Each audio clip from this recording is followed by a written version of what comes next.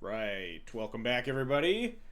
We are here playing some more Cloud. Uh, Shocker, it's a big surprise to everyone watching. At some point, we'll broaden our horizons a little bit. Maybe the next couple of weeks we'll play something else. Oh, I know we talked about playing some Azusa last week. I might give that a whirl, but it's so tough for me. Like Cloud is the perfect intersection of extremely powerful and competitive in the format and also just a lot of fun, a lot of the things that I enjoy doing, to the point where I'm really having trouble putting it down, which is, I guess, a good thing, a good problem to have. So I am considering playing in one of the Dual Commander mini challenges, the one on Friday. So I wanted to try to tech out for the mirror a little bit because there's a lot of Cloud in those events. And the change that I wanted to make today, there are a couple changes that I'm thinking that are on my mind. Well, I guess we'll talk about it a little bit. I want to play a Disruptor Flute, because I think that is a very good meet in the middle card of like being good in the mirror and being good in general. It really helps even out some of the play draw discrepancy. When you're on the draw against Cloud, they play their Cloud on turn 2. You know you get to name Soul Climber, GTA, whatever they like go grab, and then also you can follow up with your Cloud and go grab the other thing, because the mirror is mostly about Skull Clamp and GTA, and that's about it. As well, it's also good against stuff like Azusa and Lier, two other matchups that you'd probably be concerned about, and similar other combo decks. Not super dead in Dual Commander a lot of the times when you like don't know what to name. You can at least just cast it, name their commander, and they get harder to cast, stuff like that. Of course, there are a lot of activated abilities. I think I also wanted to cut Shadow Spear. Not a card that I've ever been really high on. Talked about cutting it last week. The other cards I was curious about, I kind of want to add Land 41. Just feels like we could be a 41 land deck. The games that I lose, I feel like, are land light, and it's really hard to flood out. I don't know if I'll make that edit today. And the other card I wanted to maybe try, I've seen it start popping up in some lists, is Hardlight Containment, I think is what the card's called, from the new set. It's like an Oblivion Ring, but you have to attach it to an artifact. And then it gives that artifact Ward 1. It seems like Hardlight Containment. It seems maybe kind of hard to get online, but the way I kind of rationalize it is, if you can put it on like a less relevant artifact, then oftentimes like the natural eyes that would blow up your Oblivion Ring is just gonna like blow up that piece of that artifact anyway, so it's not like a huge blowout all the time. It is definitely a blowout some of the time, but it's also like just hard removal for anything. And wait, no, it's only creature. Oh wow, I thought this was an Oblivion Ring. This is just a Journey to Nowhere. All right, maybe this card isn't very good. Never mind. All right, I don't think we need it. I straight up thought this was an Oblivion Ring. This is just a on thin ice that you need an artifact in play to cast. Hey, Lunel, thanks for the resub, appreciated. Left you some engagement on your latest YouTube video today. Hell yeah! Please engage with my YouTube videos, everybody. We're getting close to 1K subscribers. I don't know, I haven't checked in a little bit though, but we're in like the 900s. Would be cool to hit the monetization on that. I've stepped up my YouTube video dumping by like 1% by actually adding thumbnails, thanks to Aishanaz, who has made the last two shittily pasted together. Yeah, it took me YouTube thumbnails in 5 minutes. Yeah. 5 minutes. You're welcome. Hang on, we gotta pull them up for the Twitch audience. Yeah, look at that. It's not just a random cut of somewhere in the stream that is chosen probably randomly. Let's go. Look at these. Look at these beautiful Photoshop works. Check the comment section. Watching my own video on my stream. Did you decide to not jolt away your master opportunity as pre-reform war at 39:30 to lull your opponents into false security, or because you don't respect energy as a mechanic? Oh god. All right, hang on. So you're saying jolted awake? Oh, I can't even. Everything's so tiny and blurry. Can we get this more quality? Yeah. All right. What did I do here? I jolted awake to my voice of victory. And I could jolted awake the masterwork of ingenuity to get the formal wear, to get the voice of victory. Aren't they just like dead here? I'm just like I'm alphaing them, right? It is just style points. That's fair. Okay, valid line.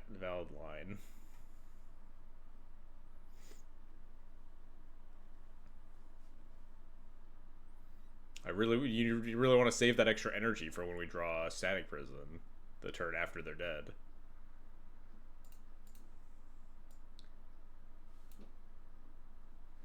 All right. So we had a disruptor fluid. We cut the shadow spear. Hard light containment, I think, is a no. I think the next add one for me would be probably land 41. I don't know what I would cut. Maybe the not the march. Maybe the unexpectedly absent. What are the worst performers right now?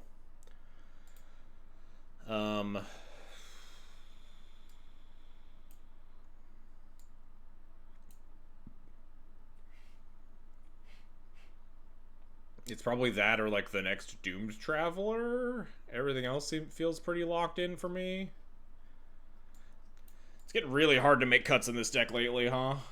I like the Soul God Lantern. I think it's like a pretty good like meta tech choice against several of the top decks right now. Like it's a good it's a good stopgap against like Lier and stuff. Ocelot Pride might be worse than a Doom Traveler, right? There's no way that's true, right?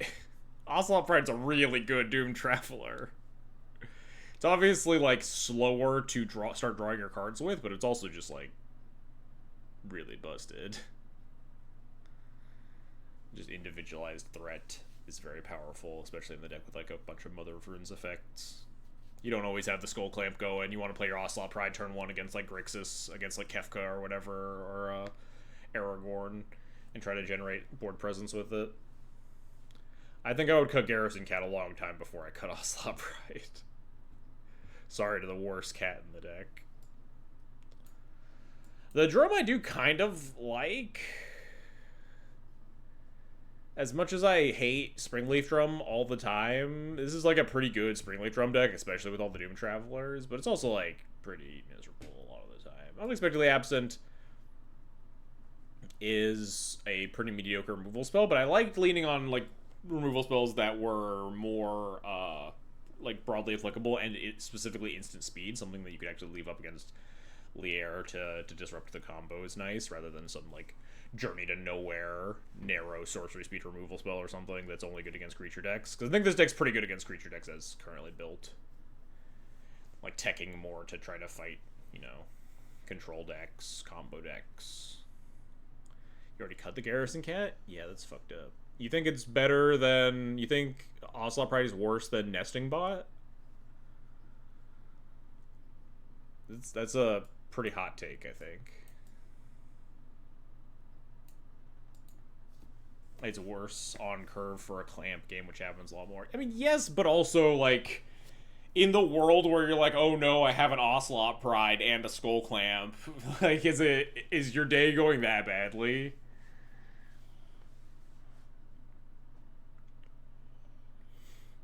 I've updated Flex Slot and Stream Decker. Let's get in there before I spend too long hemming and hawing.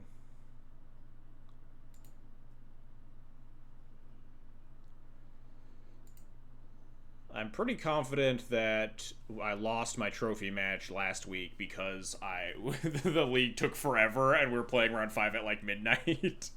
And I supremely fucked up both games 2 and 3. They were both pretty winnable. But I was just much too tired, so we should probably fire up the matches sooner rather than later. Big league window. There we go. It's a trend I have noticed that I like play my match 5 so much worse if like the league really drags its feet. I should maybe move my stream time adjust it slightly so that happens less often. These dual commander, I used to think fucking legacy D&T leagues took a long time. Dual commander leagues take forever.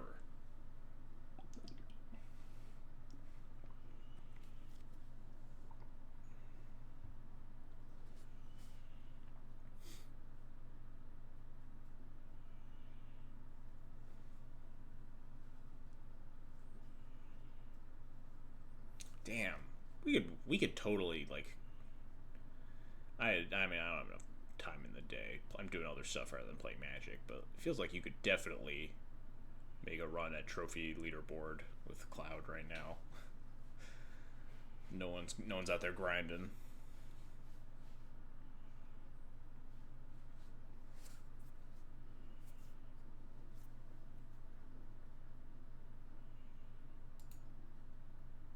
Ooh, a Kefka matchup. Ooh, a Kefka matchup where I can just cast Skull Clamp turn 1 on the play? That sounds pretty good to me. And I have a Jolted Awake and a Fortune New for the Skull Clamp in case it gets blown up.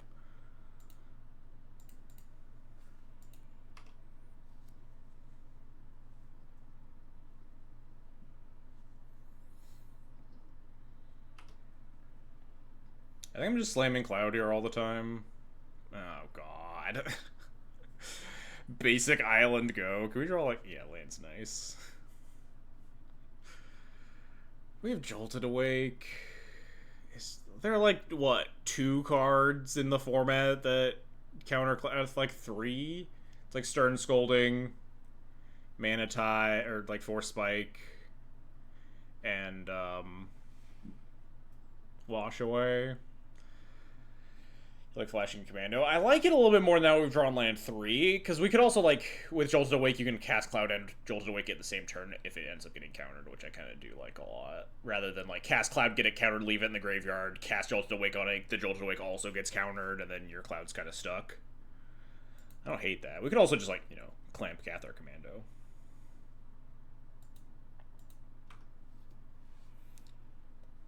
Yeah, I'm getting pre-roll for more here almost certainly against Kefka with Skull Clamp already in play.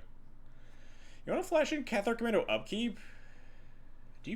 How much do you care about your Commando getting countered? Aren't we like kind of happy if they mana leak the Commando and then just like let Cloud resolve?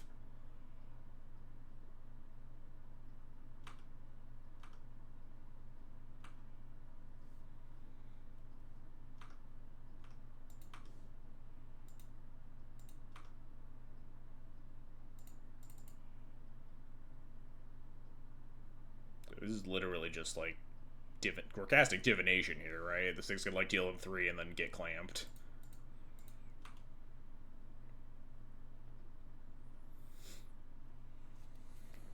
Is there any reason not to attack? Probably not. If they have Bowmaster, like, I definitely don't want to just clamp into it when I don't have to.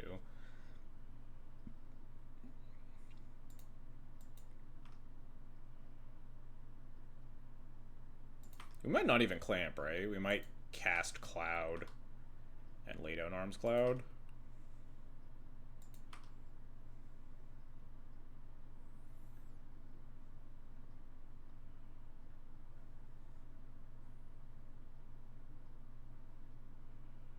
Clamping's really good.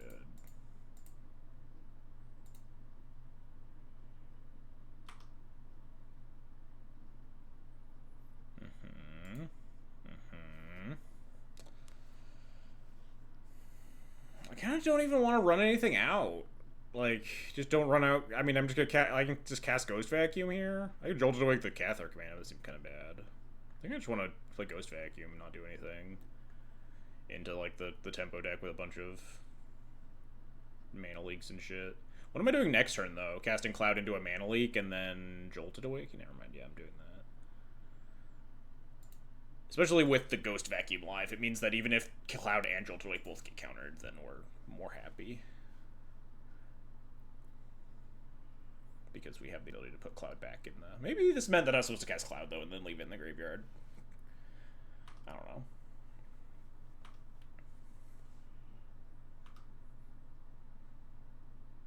Fetch your Surveil land, your Raucous Theater. Maybe they want another blue source. I don't know.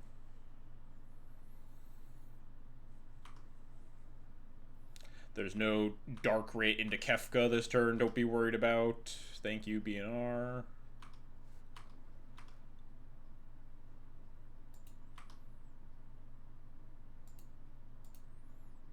Alright, so this turn we're going to play Cloud and then get back Cloud again and then get back Cloud again. I guess we're only going to get back Cloud once, but...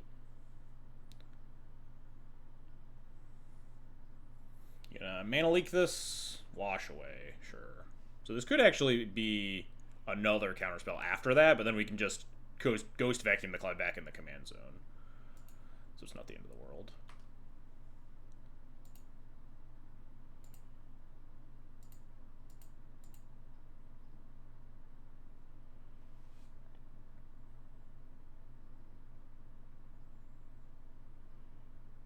Oh, this just worked. Let's go. Let's go, Cloud. This guy just fucking resolved. Yeah, I think I just want Formal Wear. Like, I don't even think I want to clamp this. Draw 4. I have 5 cards in hand. I'd go to 9 and draw 2, discard 2, and have no board presence. But he's just gonna die. Yeah. Grab Formal Wear.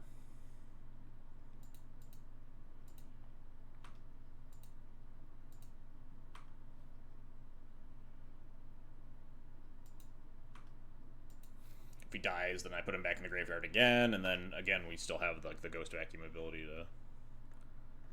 Wow, they just have nothing? What's happening?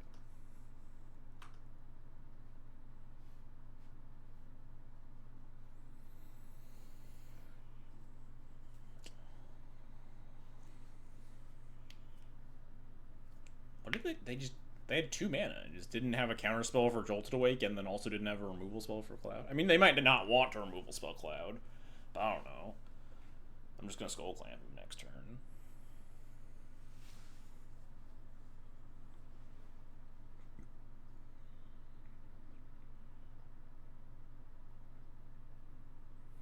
Alright, we have 2 potential removal spells lined up for Kefka, which is nice.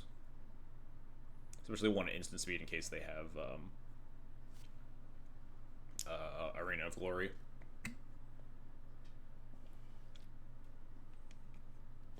Destroy all my artifacts? Oh, well.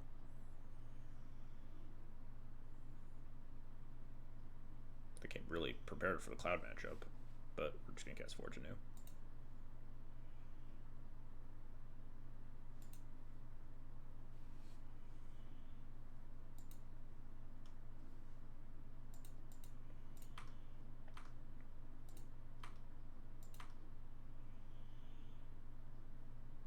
That's a pretty good one, too, honestly. Low-key, I kind of just want to, like, Stoneforge Hand of Vecna and just hit him. Hit him for, like, 10. There's no way that's right versus 5 cards in hand, and, like, this is a pretty value-oriented matchup. It's so much damage, though, man. They could also just have, like, a Lightning Bolt or a Fatal Push here, and then my entire turn's wasted. Probably pretty awful, huh? What is my Forge Anew doing, though? I could just not Forge Anew, but then what? I don't know. Like, Forge Anew, get Skull Clamp, and then I don't really want to draw 4 still. Maybe I'm right. Maybe I was cooking.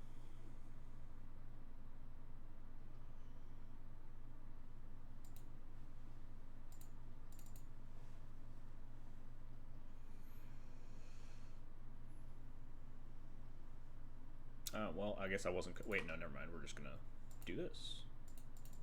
Drawing 4 is good. No, yeah, I mean, it's pretty good. But I also like having a board state.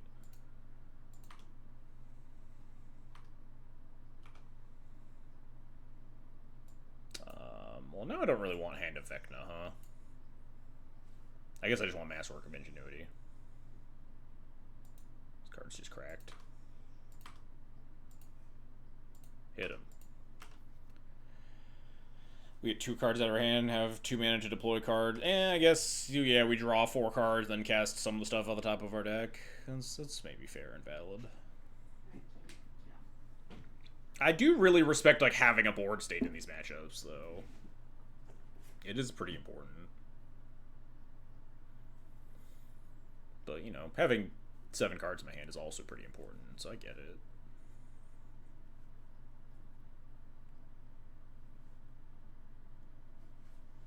Like now if my Fortune gets countered because the shields are back up, then kind of in... I wouldn't even say we're in a shit spot, though. We have, like, Masterwork back another giant thing and just punch them for a lot. We have 2 removal spells to clear the path. You gonna Kefka me? I'll probably just discard Swift Reconfig if they Kefka me. It doesn't mean that they're likely to draw 2 because I'm discarding Enchantment, but all of my other cards are way better. It's also very unlikely that that's their plan. If they do that, they're gonna die.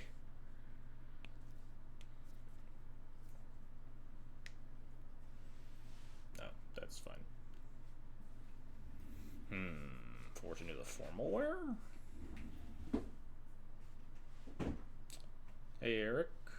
Hey, Dale. I think we're winning. Guess I'm not sure.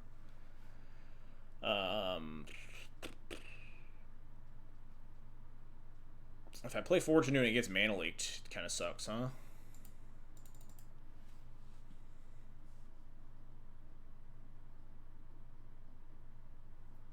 Damn. Really don't have anything else to do with my turn. Oh well, we have Enlightened Tutor, that's pretty good.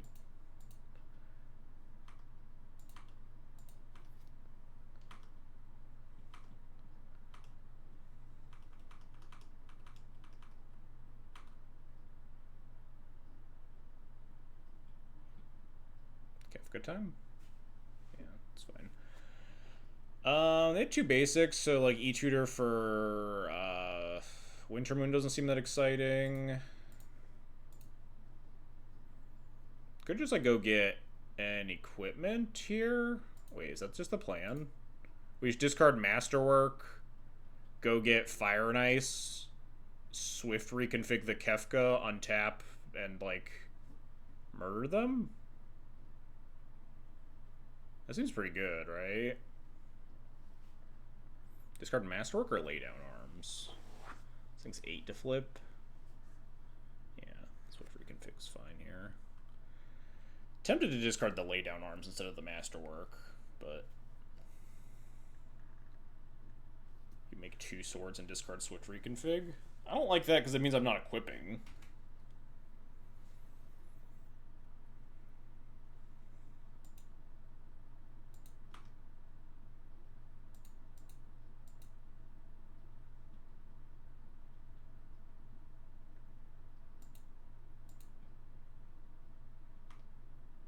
I'm guessing some Swift Reconfig in response, just in case they have, like, their mental misstep. Or, I guess, a Mana Tithe will get awkward for me. I guess I'll sequence this in a way that the Mana Tithe isn't as bad.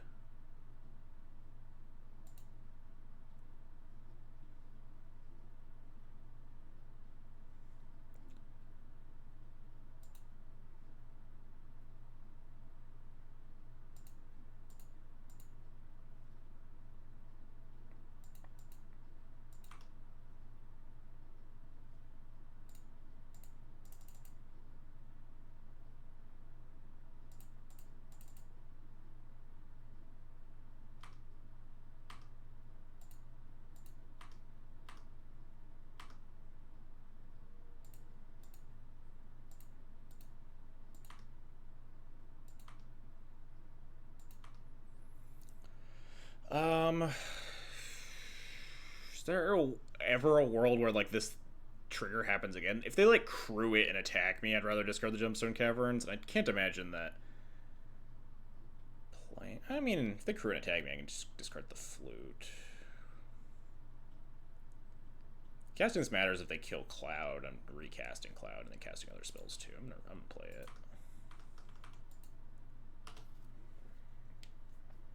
I guess that only matters if I draw another land after that, though. Like, I top deck... If Cloud dies, then I also top deck a land. Is the situation where will have wanted to play Gemstone Caverns. I don't even know what the cloud trigger would grab, so maybe I'm just not even right about that. That's fucked up. Just is when it dies, so I can lay down arms it if I want. They get like really greedy and just blow up the sword here. That'd be like kind of nuts. Oh, they can actually crew an attack, huh?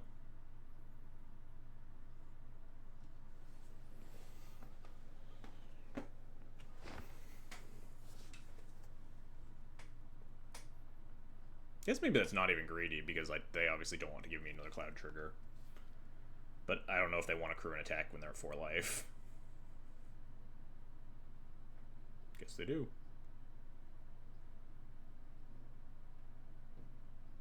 Kinda wish we'd made 2 swords. Yeah. I don't know.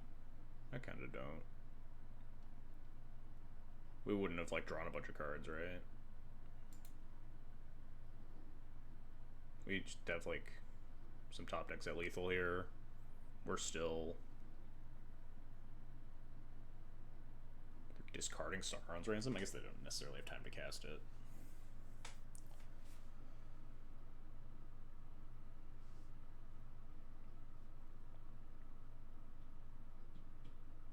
Sword.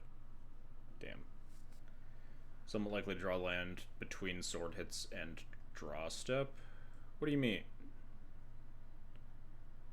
Like if we discarded like the laydown arms instead of the masterwork and then play Sword of Fire and Ice, then play a second Sword of Fire and Ice as the plan? That would have maybe been fine. I thought you were talking about like make sword instead of equip attacking. Which seemed insane to me because we only had 5 mana. Unfortunate that we definitely need to lay down arms this thing. We had that turn a mana up and a 1-drop. I mean, we had a 1-drop in hand, just not a castable one, right? It's maybe correct that maybe we wanted to like bank on drawing. Oh, that seems really risky to try to lay down arms the Kefka and discard the Swift Free config. But also, they don't have a lot of 5-power creatures to punish. That was like pretty uncharacteristic of this deck to actually be able to crew the Kefka from an empty board, right?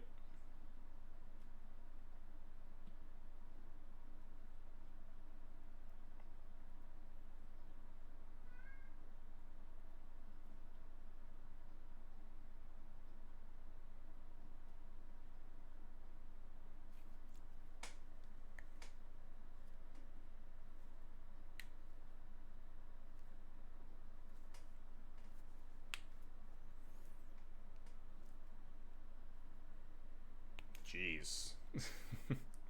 Pretty brutal series of draws. I mean, it's fine. We don't discard cards anymore. They just get to loot.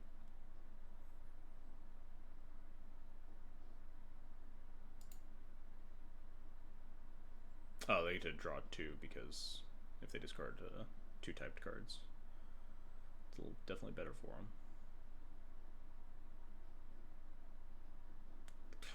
Alright. I'll pack it in. Because we're not dead yet, right? This is only 10 on board. But I mean, they have 3 cards in hand. Are they just like not going to kill the cloud? Yeah.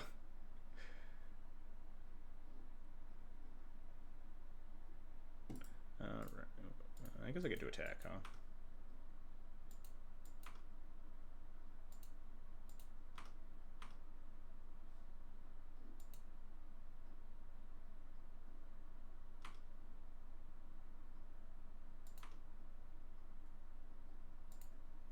Yeah, I definitely could have played that game better. Talking about how I play all of my match 5s bad, and I also play my match 1s bad, because I just zone completely out of Magic for a week, and then try to lock back in and make a bunch of errors in decision making. I think the Forge a New Turn was the one that I screwed up specifically.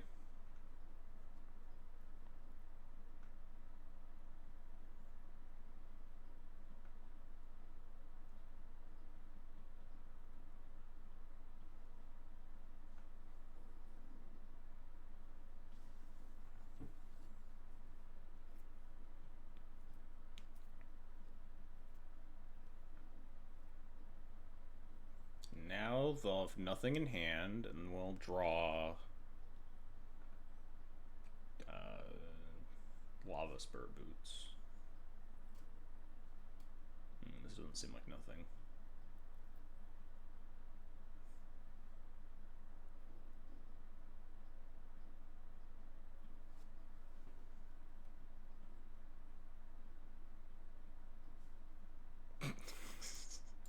A little late to the party there, Ravages of War, huh?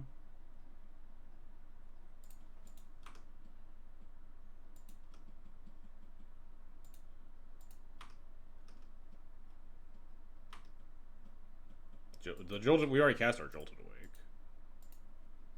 We can't Jolted Awake for Boots. Could Ephemerate if Ephemerate was in our deck.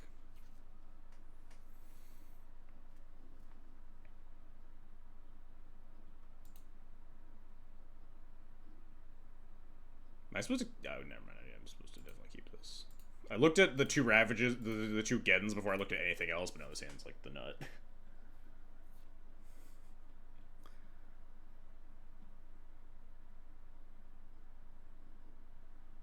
My opponent is definitely respecting the Cloud matchup, which makes a lot of sense online. They have like a lot of tech choices that make sense against our deck specifically.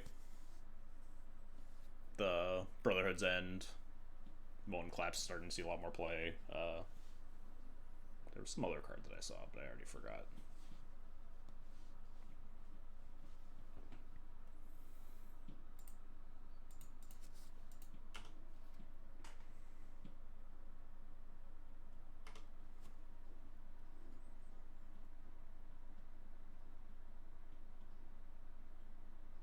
Gonna bolt my Ocelot Pride? That's so fucked up. Would you like to hear the most recent French cloud take? Hit me. What is this cloud getting? Is it just Skull Clamp? Is it always just Skull Clamp? It could honestly be Free War Formalware. I like when I have two Geddons in hand. I do like trying to build a board and then resolve an Armageddon more than just like drawing them out of it. But another way to resolve your Geddons is to just like put a bunch of pressure on the resources with a card like Skull Clamp and then eventually get in them. So it's a kind of a tough call for me. Seamrip and Portable Holbat. Interesting. I mean, no, but like, depends on what they're like putting at the top of the meta. But there are just so many decks where the removal's like just good.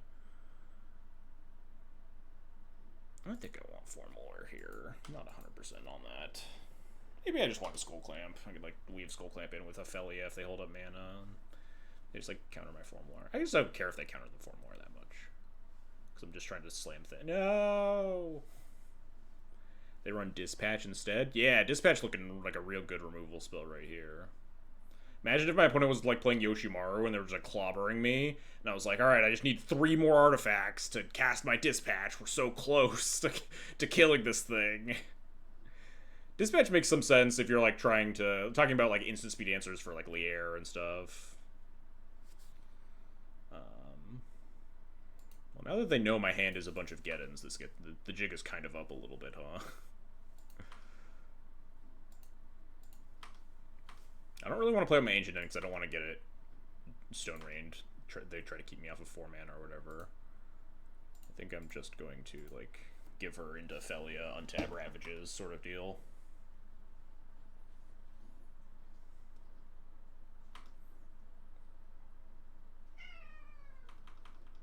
I wonder if there's any 1-drop removal we could play to enable Metalcraft for the Dispatch. What is this doing? Oh, you can discard it and get it. I don't know if that one checks out to me. Colorless land in your 3-color deck, so you can like get value off of your Kefka discard by like paying 3 to ramp you. Is that what we're doing? Do they have like 1-drop removal plus? Well, do you have a Spell Pierce or a Mana Tithe? Oh, nice.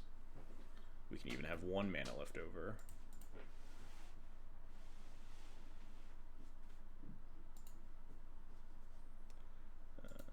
Cast the silly one first.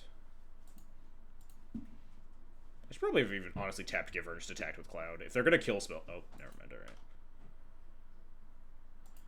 Yeah, go get him.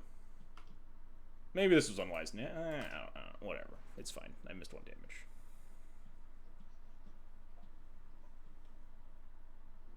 Nice. Am I supposed to just be sending all? Maybe not. Maybe not now.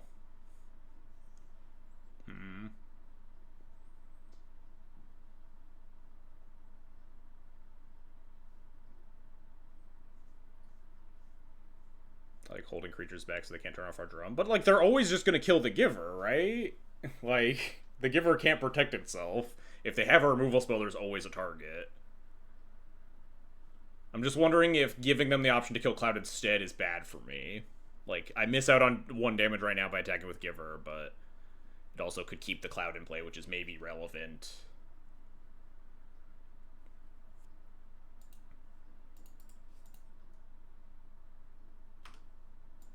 I think I'm sending.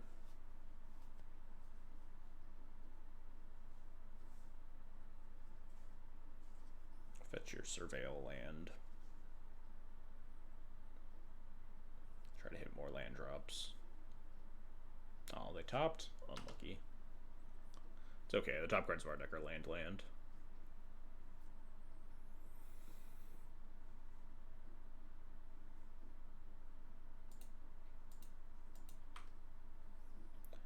So if they had Bowmaster, they just absolutely should have, like, they absolutely just Bowmaster Cloud, right? I think this attack is still safe. It's just so bad for me if they just have Bowmasters and decided to not cast it. That would be crazy, though. They are at 11, so I can't technically afford to take 1 down turn, right? Because this is 3/3/3/2, if this is my 2 damage turn. I think I kind of want to start attacking for 2. I don't know. Yeah, if I run back to the same attack, I lose the Giver. Yeah, there is like a non-zero chance that they held the Bowmaster, but it feels like it would be kind of greedy. I feel like I would just take the shot on the Cloud.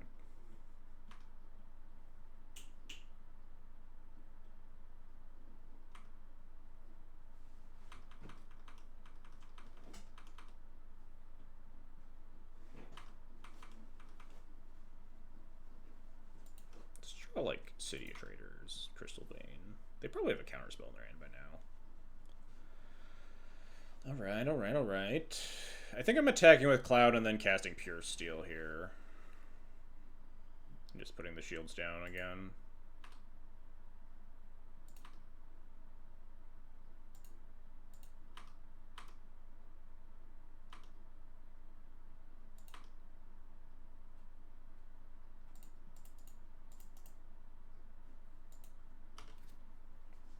It's probably just getting like countered, right? Mana leaked, whatever.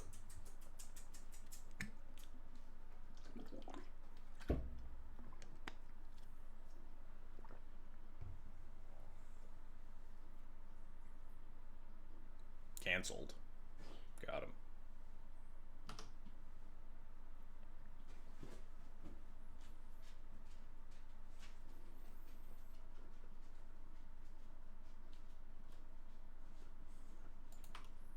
Alright, getting there.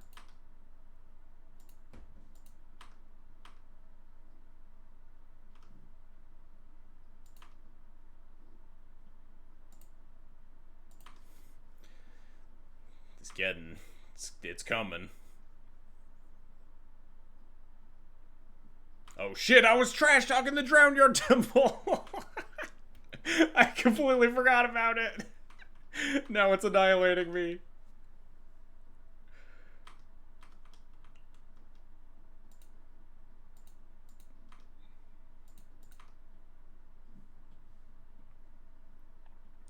Damn, now this really sucks if we go for Get and they have Counterspell and then they like untap and play Kefka and we discard our Static Prison. Then it's just like really, really bad. I mean, we could just attack for 2, put them to 3, play Mishra's Factory, say go, and just threaten lethal. And then we have Static Prison if they like slam Kefka to try to protect. But you'll do it anyway, won't you? I mean, I don't think I will, is the thing. I mean, I could also attack both. Just send both. That puts them to 2, and then I could try getting them. Oh, no, then I can't try getting them because I tap my Spring Leaf Drum. Wouldn't they be dead that board? No, they'd be at 3, and then I get in them, and then, oh yeah, I guess they would be dead because I could attack all. I get in them, they counterspell, and then I have a 2/2, a 2/1. If they have like, yeah, if they need counter plus removal on this turn.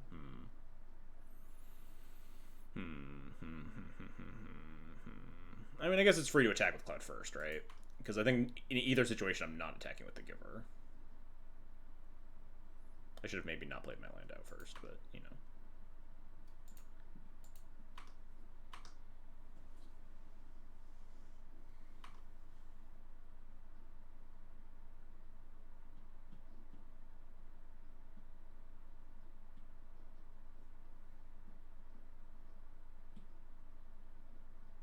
Yeah, now they're trying to keep me off of the Geddon, which I think is, again, I think still fine for me. They could float and recur the temple. I don't know how much that would do.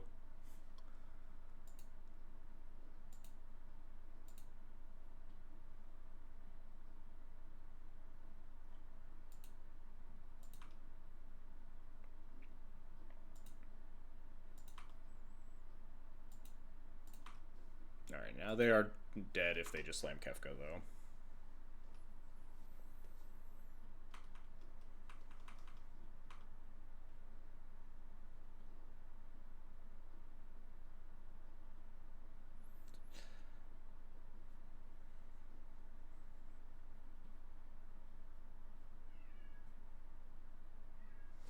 Fetch land's very bad for them.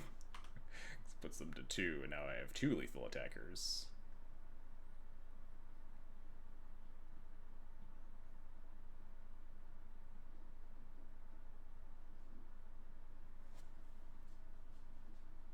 Oh, you're just... Oh no, this has lifelink! Oh no! What does this do? Okay, I'm gonna loot at least. That's like probably fine, right? Why does it have lifelink? I thought they were just dead. Draw like Sword Supply shares win the game.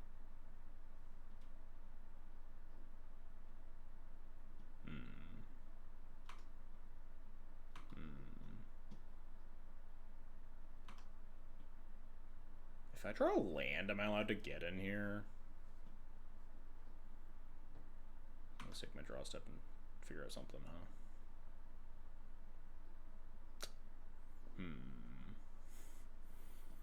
I don't think I'm allowed to get in. I think I just cast Voice of Victory and say go. If this thing attacking puts them to 6, and then I have way more on the back foot. I still have like a bunch of damage. I have 1, 2, 3, 4. I have 6 to attack with, so this thing can't attack unless they have like removal spells, and we have Mana Tithe up potentially.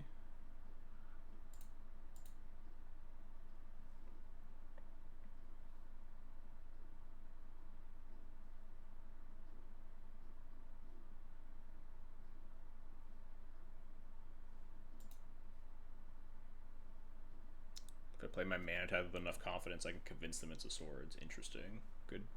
It's a powerful strategy. Wow, I'm getting owned.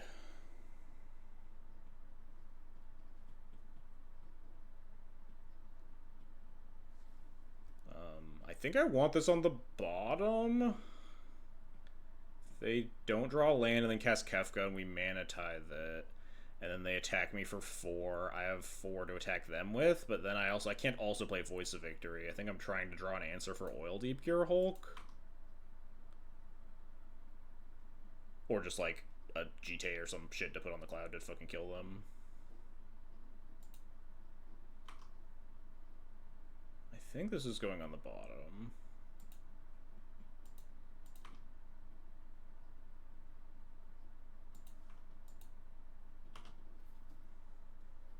And cast Voice and Anime Factory with it. Oh yeah, that is true. think I still bought them. Alright, now if they draw a land, I'm really up shit creek, huh?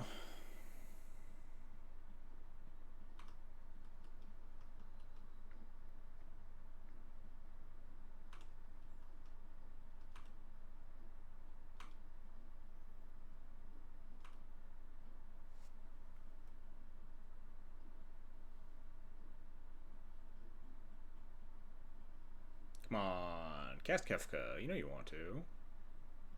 Yeah, yeah, yeah.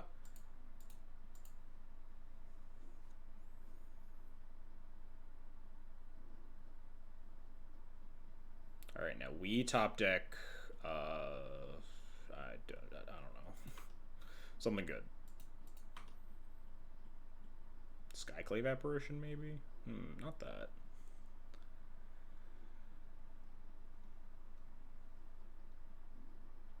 I don't think I'm winning if I cast Armageddon, huh? I wonder if I actually should have blocked this to recast my Cloud. I guess I didn't necessarily know that we were going to... that they were going to cast Kefka.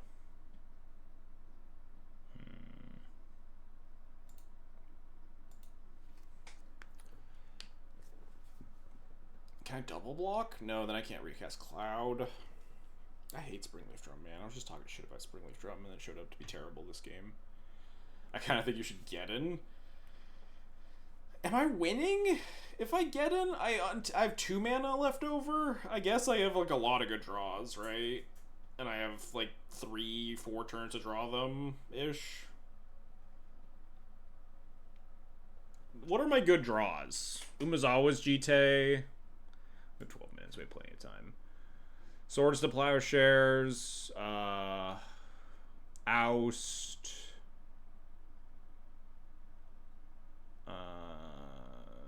Probably Skull Clamp. GTA isn't even that great without the following draws land. I think it's Ward 2. I think it is Ward 1, right? Yeah, it's only got Ward 1. Unexpectedly absent. No, we only have 2 mana post get in, so we need something. We need things that cost 1.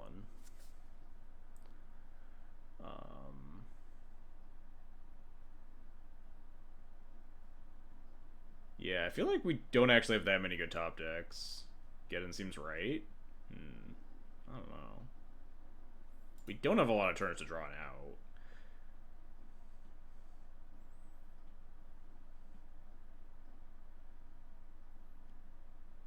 Their mana is terrifying. They have They have like 2 cards. All right, fine.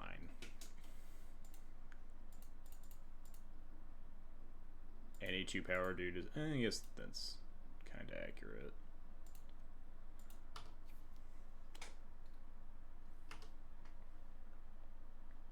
Even just like drawing a Doom Traveler just like buys me a bunch of time to find just like Skull Clamp.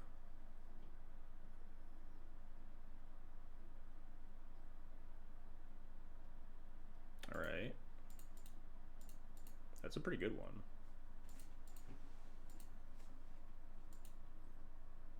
I could like block Oil Deep Gear Hulk all on its own, especially if we draw like a white source.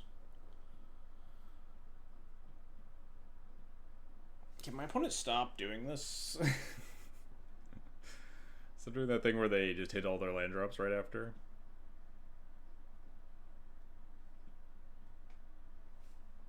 It's like stumble for 1 turn, please.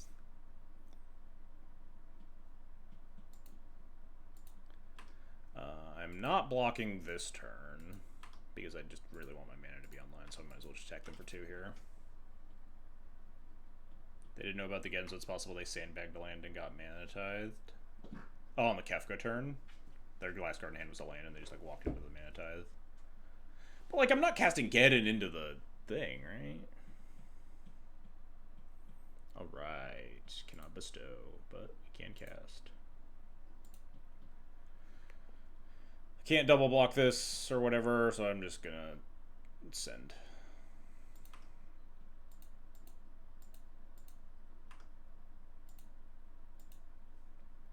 We are getting close to actually like recasting Cloud. If I like blocked with Cloud this turn, and then like use the Undead Spirit. Guess we can always do that next turn though. The token. So Oil Deep Cure looks fucking cooking me, man. All right, still alive.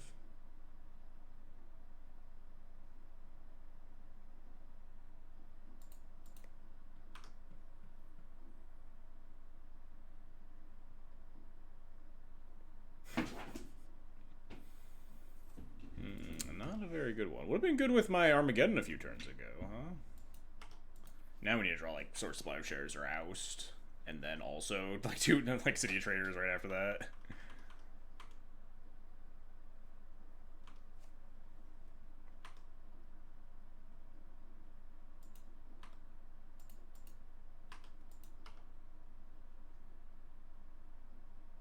Yeah.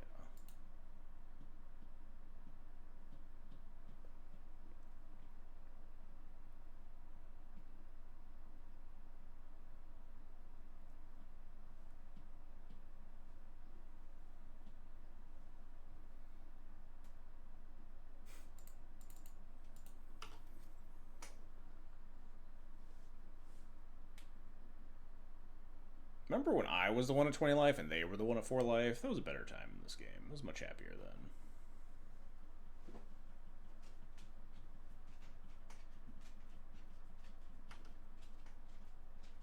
They topped a card, which means I imagine we're dying.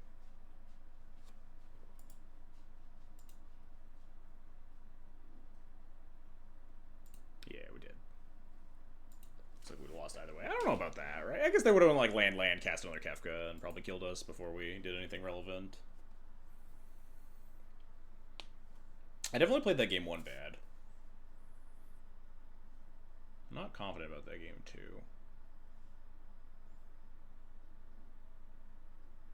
We definitely like missed, like I don't know about missed, but they were at 2 life at some point in that game, and we didn't attack with Giver of Runes like a number of times, and I'm not 100% sure what like the correct calls there were.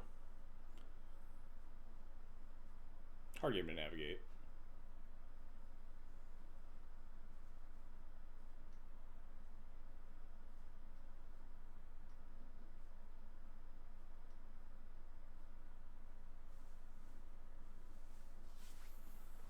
Live by the Armageddon, die by the Armageddon. Hard to blow up everybody's lands and complain that my opponent drew out before I did, when we're probably equally-ish likely.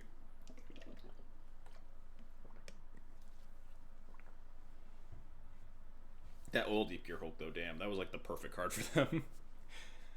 A life-linking creature, life-linking blocker that takes my removal spell out of my hand. That was pretty brutal. And then also the last 2 cards being Subtlety blue card for the Voice of Victory too. Sheesh.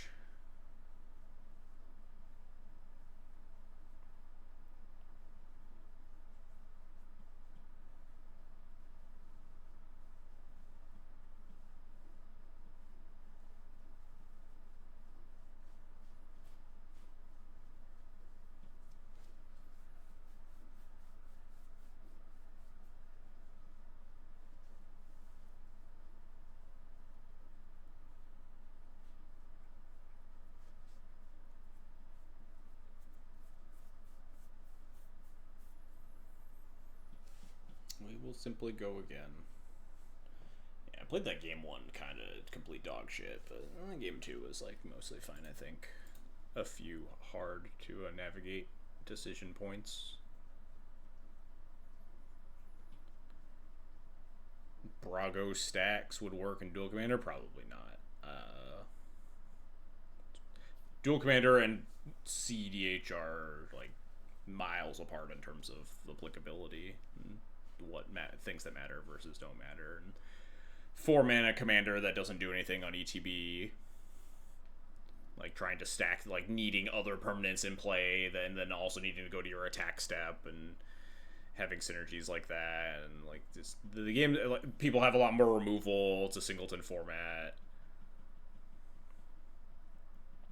Or like singleton isn't 1v1, not like multiplayer. Priorities are like vastly different in CDH versus Duel Commander.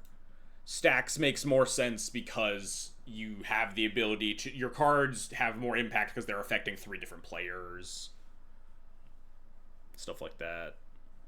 Removal spells are less incentivized because, again, 3 different players. If you're just casting Lightning Bolt, it's a 1-for-1, but you're also not, you're trading down to the 2 opponents that you didn't affect. So there's just going to be a lot more removal affecting your Brago in Duel Commander.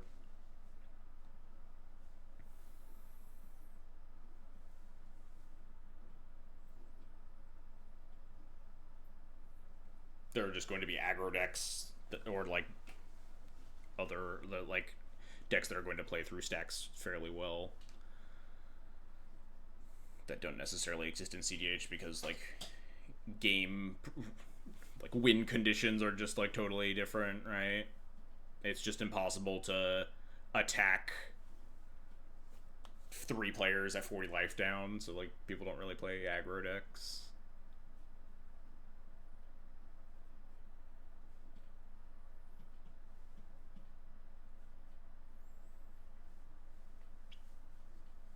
Unfortunately, stacks is definitely a dying archetype in general across a lot of formats. Not really what it used to be anywhere. No one's out there casting Tangle Wires and Winter Orbs and Smokestacks anymore. No one's keeping them honest.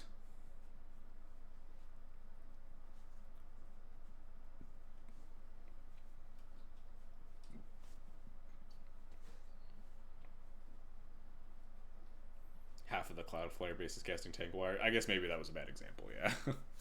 Tanglewire is like an okay tech choice for like anti-combo stuff sometimes. It's also like much better in Felia where you can like Tanglewire them every turn.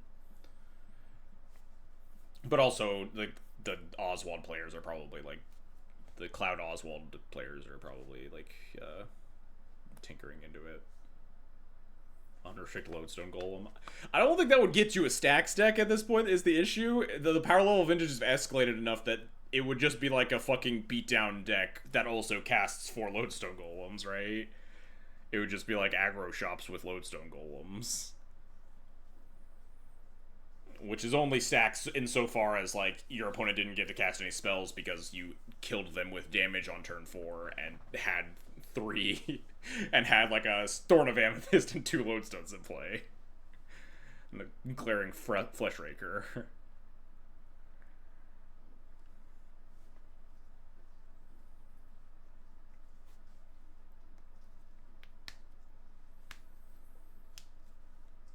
Sphere of Resistance, whatever, what have you, whatever tickles your fancy.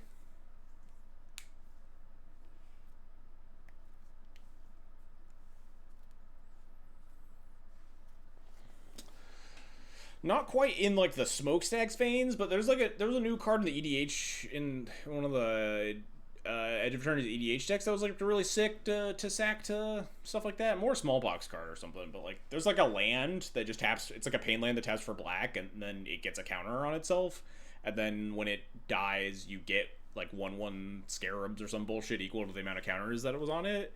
That card seems really fucking sick. I don't really know what it does anywhere. Probably nothing like relevant, but I don't know. That card is really cool to me.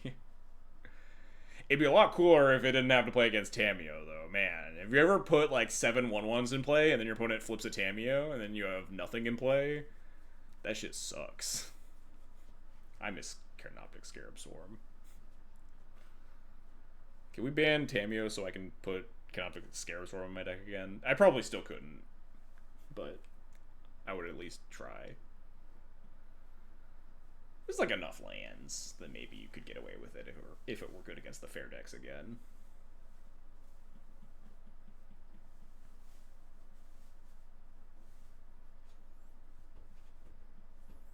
It's gonna bug me. What is the thing I'm just talking about? What is this thing called? How am I ever gonna find this? I guess I just go to Edge of Eternity's Commander and try to find some lands, huh? Aha, I found it instantly. I'm so smart. Eumidian Hatchery. This card's sick as hell. They have flying too? Oh, hell yeah. This card rules. I don't think you get to like actually do anything with it anywhere besides like casting Smallpox, which, you know, you're already in a bad spot when you're casting Smallpox in Legacy, but like card's cool as hell.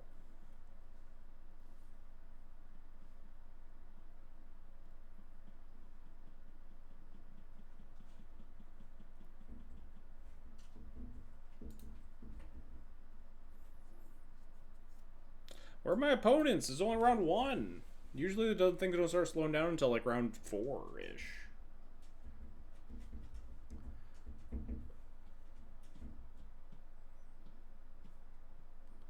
Yay, more spam calls. Cat, what are you doing? Oh, she already moved away from the closet door. How many cards would have to get banned until like Scarabs would be not embarrassing? You'd like realistically, if we want to make it like good again, like it used to be, you'd probably have to kill definitely Tamio, probably something out of Nadu and Forge, and Oops, and then Scarabs would be good. I think it's like 4 cards.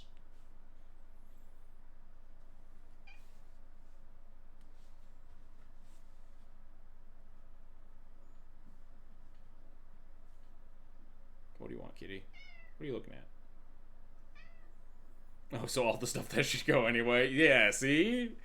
Now we're thinking. See, by making Canoptic Scarabstorm playable, I'm doing the format a favor. I'm solving the format by banning the One Ring and Nadu and Tamio and a bunch of Oops All Spells cards. And you probably just want to take like Entomber Reanimate with you too, just, you know, just in case. Might as well, right?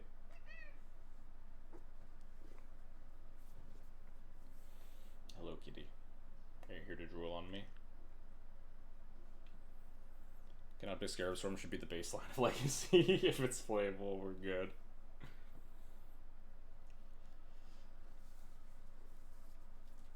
If it ain't ban cards. Thought we don't make changes to this format. Like Raymare must stay as the top deck. Yeah, this is just like beating the dead horse at this point. But like, really felt like they just like banned 3 cards and they're like, man, it's still the best deck of the format. We've tried these 3 things, they didn't work, and what? Yeah, we give up. All right, whatever. It's the best deck. We tried. Get off our backs.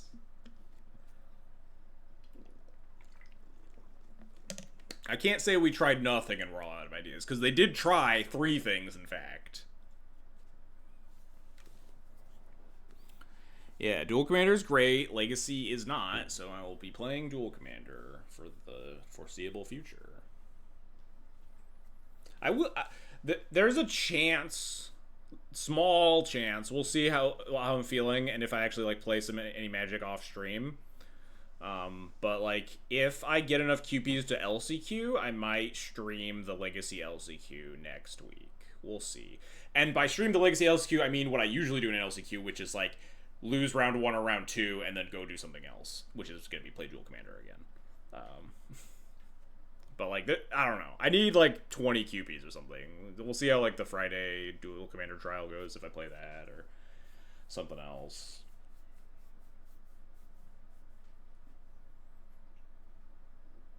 They tried 3 things: waiting too long, ignoring the problem, and a 3rd thing.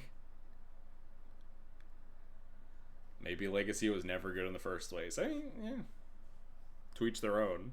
Like, if you enjoy a format, and if enough people enjoy a format, then it's probably like good, right?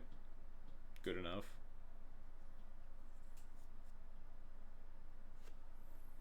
Trolls is a coward band. It was like really weird to me how many people were like, yeah, this troll band was like really smart and good.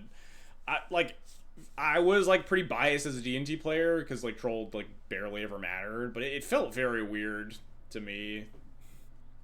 And then it like didn't really do anything, and just people were shocked.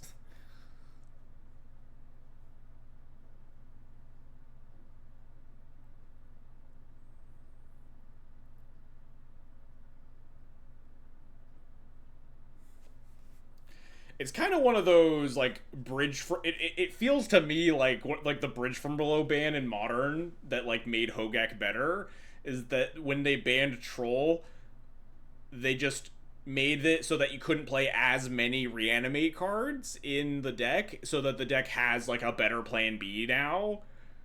So it's like, oh, we just have to play like main deck Tamios and Murktides and stuff, and things that like don't get immediately owned by like Fairy Macabre and like the Graveyard Hate stuff. And so like we can't but you have to continue to respect the graveyard, otherwise you just die to Archon and Atraxa still.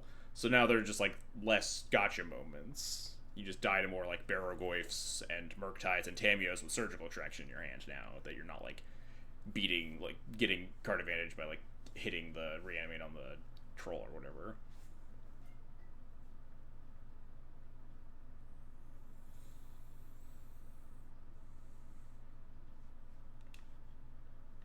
Yeah, the frog ban just like everything. It's been like just a tumbling mess since the grief ban, right? Since they missed the actual window to ban grief, and then because of that we missed the actual window to ban frog, and then because of that we missed the actual window to continue to nerf reanimator because it was still too good, and then now we're here. This has just become a complaint about legacy stream because we're not getting any dual commander opponents tonight, I guess. I don't know what happened to the queues. Everyone in France went to bed early today.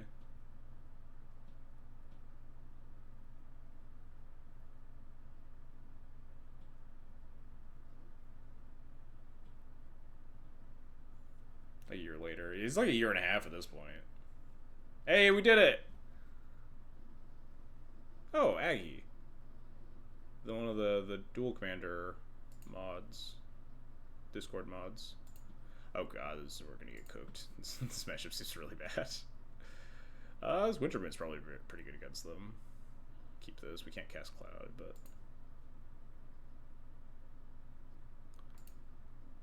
This is a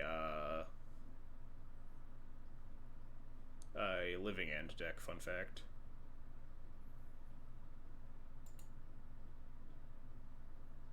How are you allowed to play this format if you can't register 20 cards over the limit? We're at 99 cards. That's like 49 cards. 39. I can't do math. 39 cards over the limit.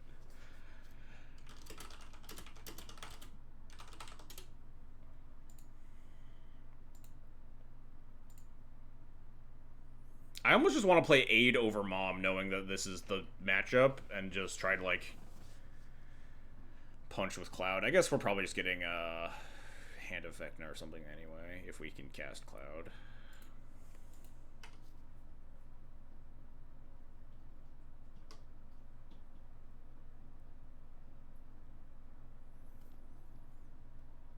Really want to draw a white source here so we can cast Cloud. Nice.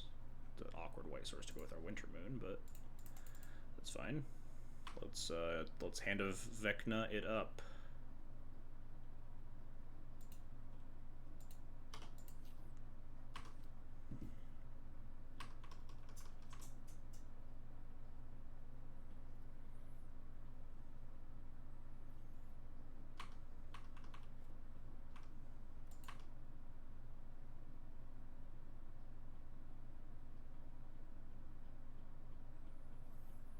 I think I play the Factory here. There's a chance we can like get, if we like force them into a position where like they have to Living End or Wrath with no creatures. Oh, there's already a Trax in the yard, so we're like super dead.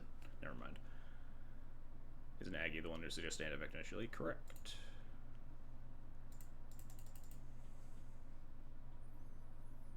I literally just didn't even notice the Mill to Traxa on the Shadowy Bag Street. That is extremely brutal for me. If they have like 3-mana Cascader.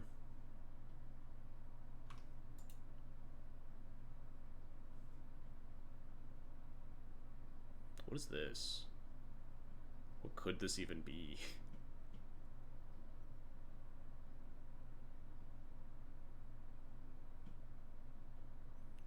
This might just be like fetching a Surveil land to F6 value. Yeah. I don't don't know what kind of removal, because obviously this is like a Cascade deck that plays like nothing bigger than like 3, I think, or something. I don't know what removal this could be, but I think not attacking with bomb is probably the correct choice.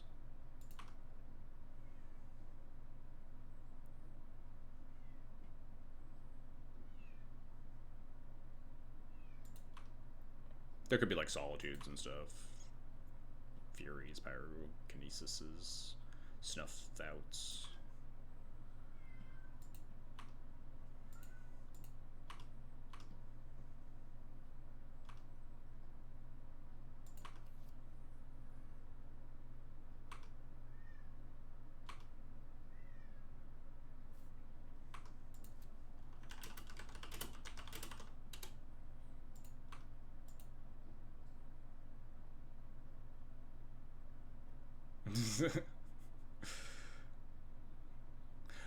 Oh no. Oh, it's like 50-50 to hit Hypergenesis or Live Again. Is that the thing here? We're spinning the wheel. If I mean, Hypergenesis might kill me, who knows? But Live Again definitely fucking kills me.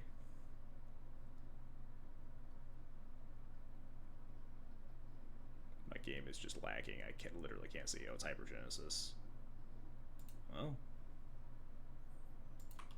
hopefully it's just a bunch of green creatures. I guess we have protection from 2 colors too. If it's just like a bunch of giant idiots that don't stop me from dying, then we do. And also, I get to put in things, right? That's how this works. Starting with you, each player may. So I don't have to put in anything until they choose to not put in something, right? No, because if I say no and then they say no, then no one gets to put anything in, right? Then the process just stops immediately. But then I'm just fine.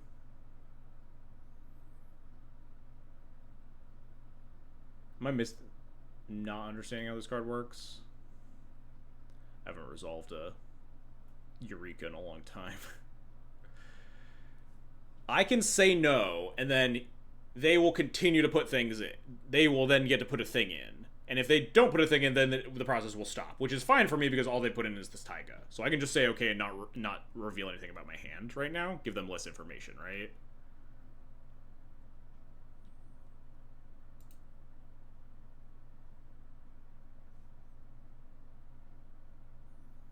Okay, Mirror Shell Crab. That is one color. That's still like just blue.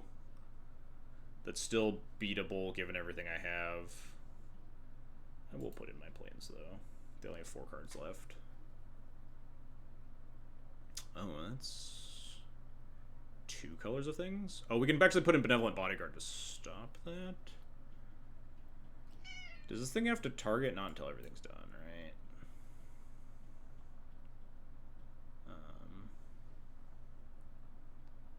Don't know what my plan is to punch through 2 colors of creature, though. Oh, no, we can Jolt It Awake back to the Benevolent Bodyguard.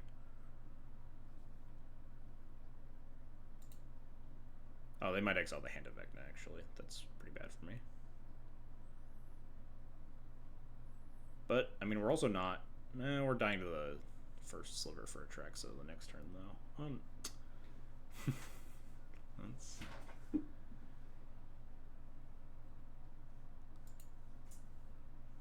I think I do need a Winter Moon here, but I also just don't know what I'm doing after that. Because I need a Winter Moon to try to, like, actually beat the board. And then also beat the first sliver. God.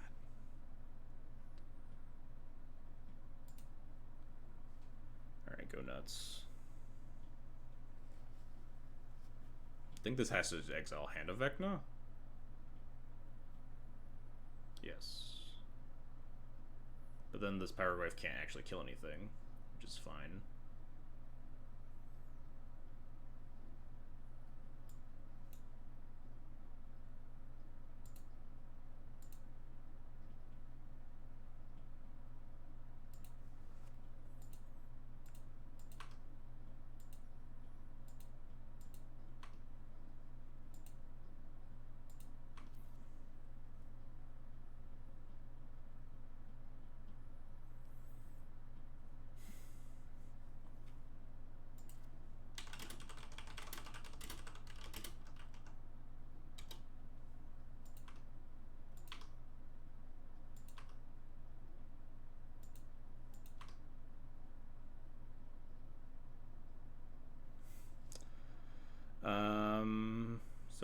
world that I untap Factory for some reason. I don't. This turn is not an attacking turn, huh?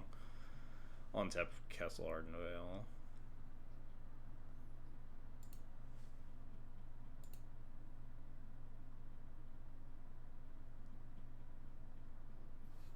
Alright. That gets me through the board, right? I think I can attack with Cloud this turn. Because if they block with anything, I can just Jolted Awake the Cloud back. And get my trigger. And like go get like a sort of Fire and Ice or something to try to kill them. And if they don't block, then, you know, they're taking 2 damage, which is also good for me. Although, am I supposed to sit on the back foot so they can't attack with anything instead?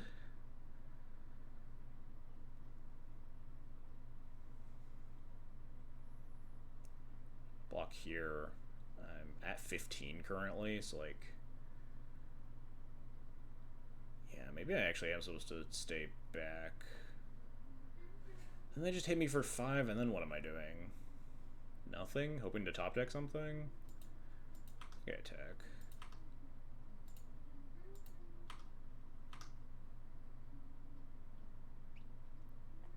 I don't really think they're allowed to block this.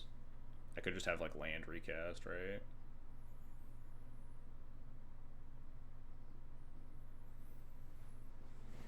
Yeah, I think the correct choice is just no blocks. Alright.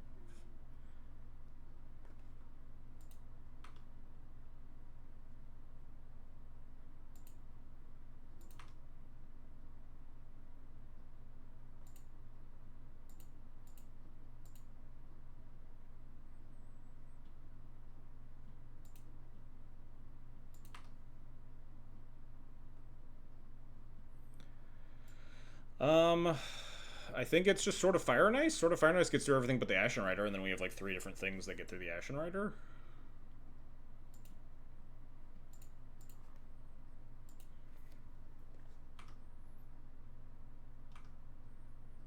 Might just have like another Cascade and we're gonna get Living Ended or whatever, but...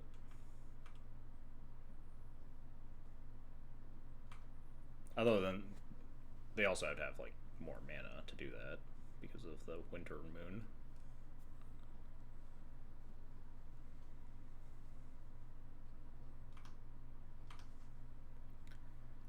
Attack all. 1, 2, 3, 4, 5.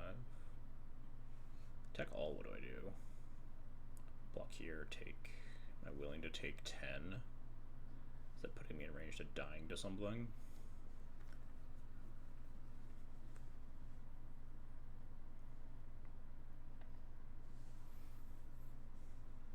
This is only 7? This is only 5? I'll block the Mother of Runes on the Pyroglyph here. Okay, it's better for me. No blocks is very good.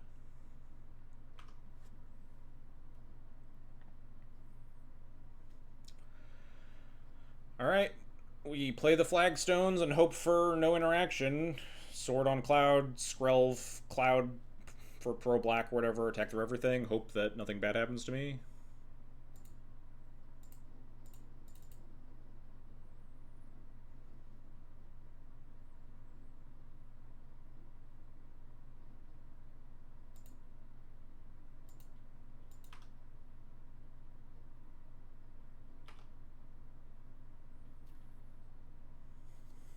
Said F, so that's probably good for me.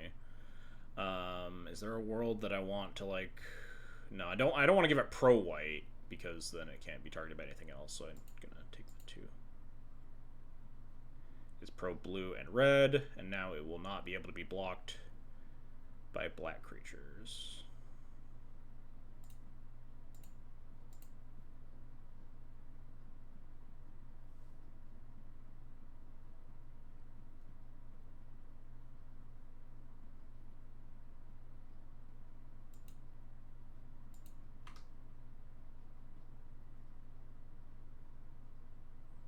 Oh, alright, we got a game. That's good. I didn't look at that massive pile of, like, cascaded cards.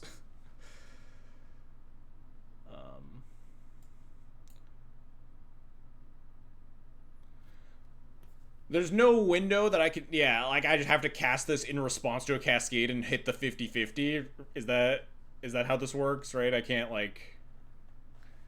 Cloud is huge, yeah. They'd love to max zoom the commander section for some reason. Assuming that, like, it's obviously, it's Hypergenesis and Living End. I just, if I have Flute in my hand, I just get to 50-50 it. Kind of hilarious. Cards I'm looking for are Draenith, Magistrate, Disruptor Flute, Aethersworn Canonist. Wintermoon is, like, pretty decent.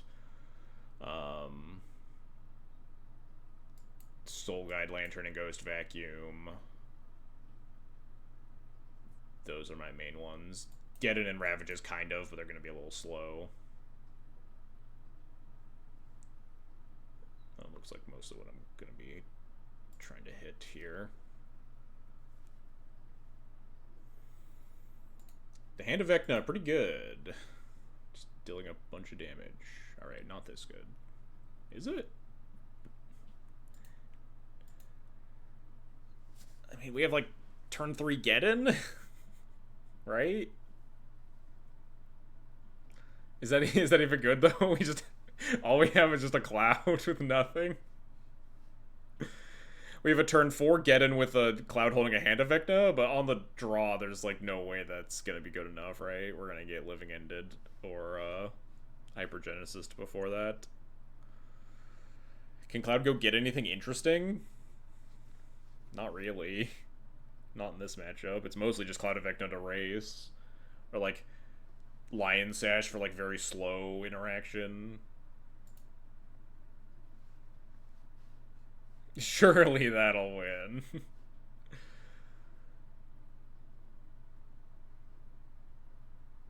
I mean, like, turn 3 Geddon where we get to keep 1 mana isn't that bad. On the draw, if we, like, get our mana up before, then we can, like, play the Hand of Vecna out after that. I don't know. The Springleaf don't... Maybe we'll keep this. It'll be fine. It'll be fine, chat. It'll be fine. This is like a Mold of 6 laid on arms is like Textless, right? But this is a good Mold of 6.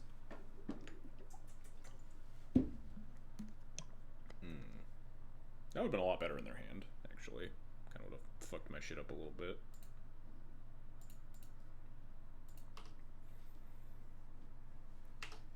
What's up, Hooch Bazooka? I can lay down arms. I don't think they're turn 2 Sliver for their Sliver deck. Their Sliver Typal deck. We got the removal spell ready and everything.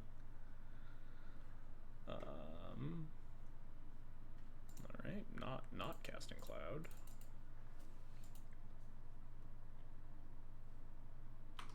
Are we countering this with something or other? Or are we just fetching, surveilling?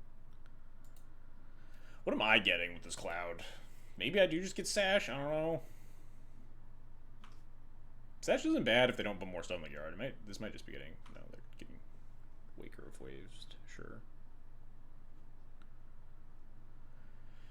Yeah, I guess maybe I do just get Sash here.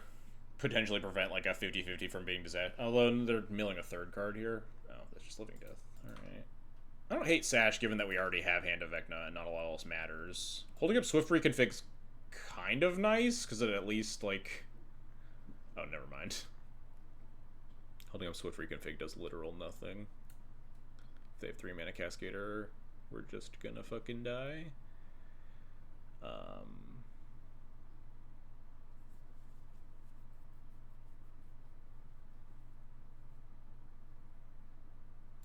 Yeah, we'll get Sash.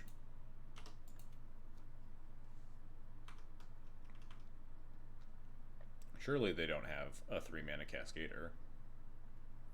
They couldn't possibly have the blue-white enchantment thing.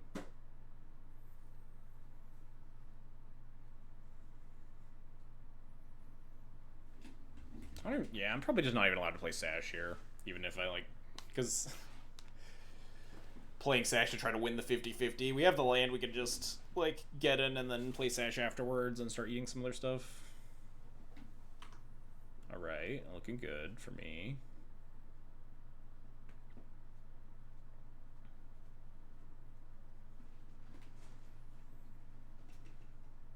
Sash is good because it's a 2 mana card that we have access to that also, like, is a, drum activator. I think I like this choice.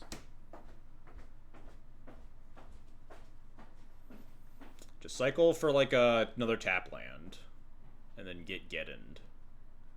And then also we draw Flagstones of Trocaire, or Force the Flare of Fortitude.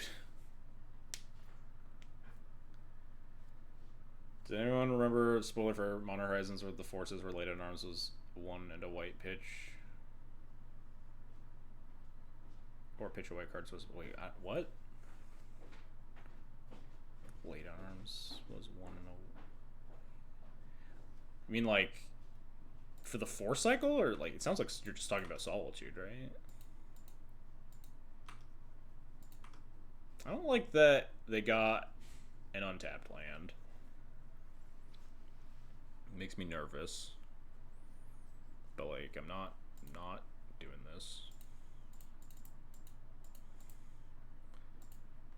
Get in! Nope, stop it. Oh, Leyline Binding. My Springleaf Drum or my guy? Oh, this is fine. We can rebuild. Alright, this is not the end of the world. I don't think we're really ever getting that back, so I think we might as well put it in the command zone.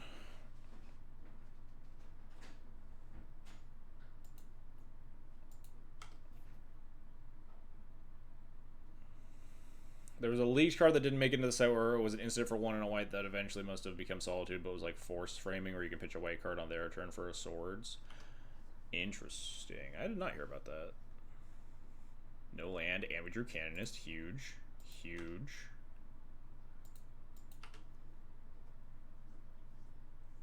Huge.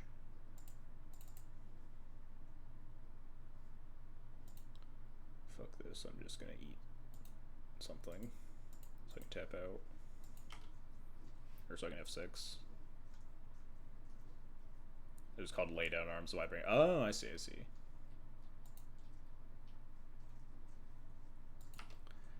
Got him with the old turn 3 Armageddon.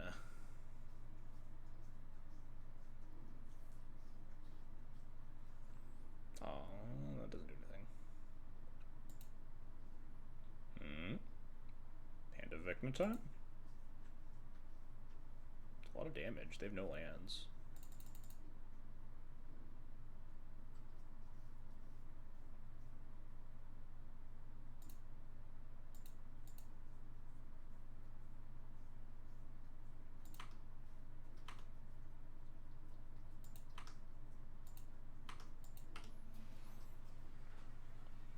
Really putting them in the blender. And we have Canonist backup to stop Cascade shenanigans if they just rip like land. Alright,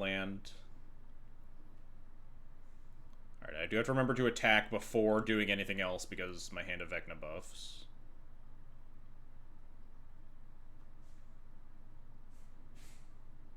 What's this?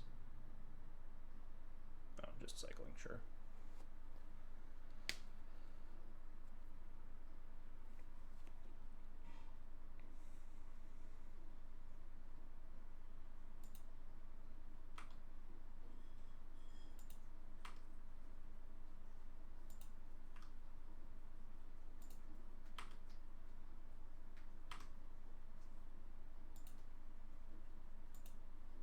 We need 2 things here.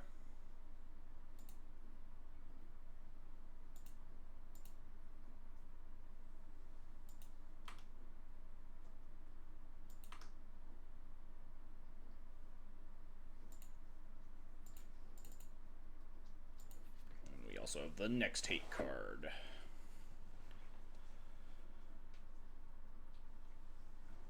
BRB crying.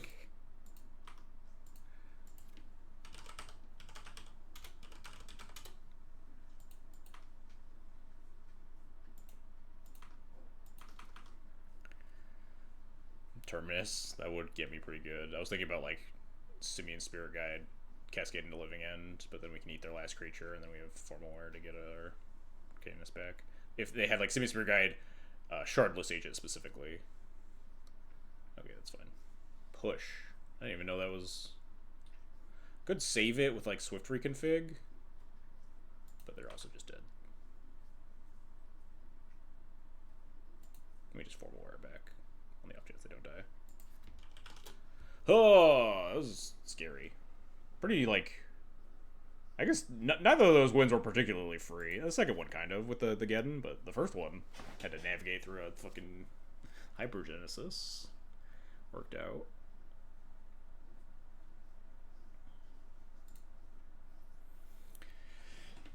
Yeah. So I was, like, really dialed in on that game. 1 in a white, like, feels really undercosted for that effect. If you're just, like, could cast it as Source to Plowshares without the alt cost at 2 mana, I can see why they didn't print that.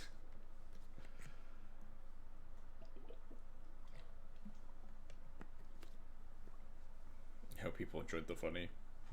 It was a very, very stressful game 1 to navigate, that's for sure. My game 2 plan worked perfectly, which was, oh, I have turn 3 Armageddon, I hope that's good enough. Which it, sometimes is, sometimes isn't. But yeah, GG's.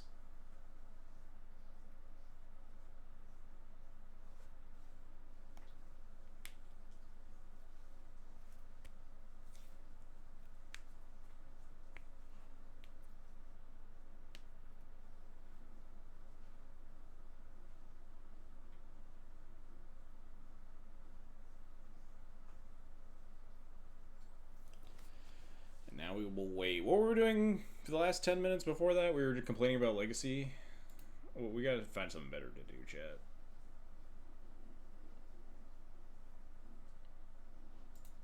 Oh, nice. We just fire immediately. Against Go again. I will, in fact. Our aptly named opponent. Match bailed us out, yeah. We had a, 15-minute wait for our round 2 is, very abnormal. It starts to, kind of escalate as we get later into the night, but, round 2 usually fires pretty easily, like this. Although our opponent is maybe not here, so I maybe spoke too soon. At least show us the commander so we start, talking, musing. I look up their MTG Goldfish results. Go again. Nothing. Alright, well. That doesn't fucking help.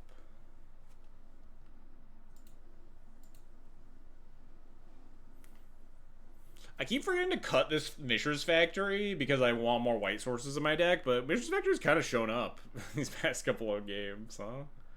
Been, pretty relevant. I ended up cutting the Mutavault because I wanted more white sources. I meant to do the Mishra's Factory too, but I just always forget. So it just has managed to stay alive. Ooh, mono red. We take the... Ooh, this hand is the nut. This hand is very good against mono red.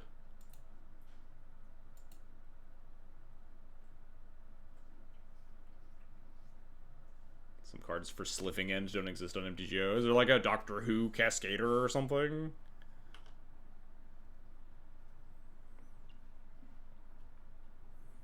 I kind of just want to nesting bot into this Kellen and not even hit it with a removal spell, just because it doesn't attack very well into 2/1/1s ever. If it were a Zergo, I would hit it.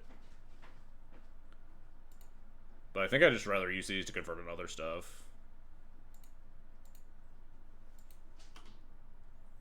Incarnation technique and a Doctor Who idiot cycler that has escape.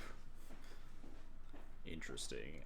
Is that part of the creative technique cycle from a commander set? There's a place you could post to ask for cards from the commander sets that haven't been put on Moto yet, right? You probably investigate with Daybreak and try to ask for some cards. They added some of the dual commander cards, right? There was some Baldur's Gate stuff. Some of the God, what was it? It was one of the backgrounds or something. There was a black background that was pretty good that wasn't on Moto for a while.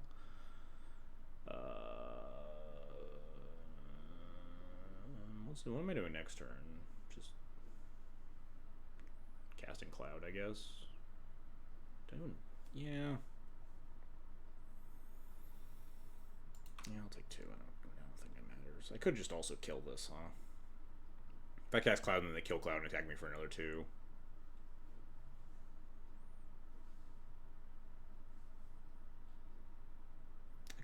Tutor. What do I even want Enlightened Tutor for in this matchup? We don't have a... We cut the Shadow Spear, but not really a Shadow Spear matchup anyway. Sort of Fire and Ice? Probably not. I'm probably getting like 4 more GT before that, but... Fire and Ice is like really expensive.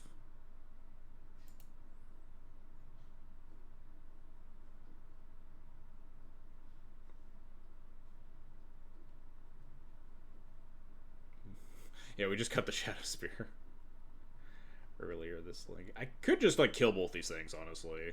Just spend my mana more efficiently. That might be wise. The Seam Rip is best on Kellen anyway, right? I guess it's against mono red. They're never getting it back regardless. Like if they just like cast Kellen again, we can Skyclave it too. I don't know. I think all roads kind of lead to Rome here. Against mono red, it is pretty hard to lose.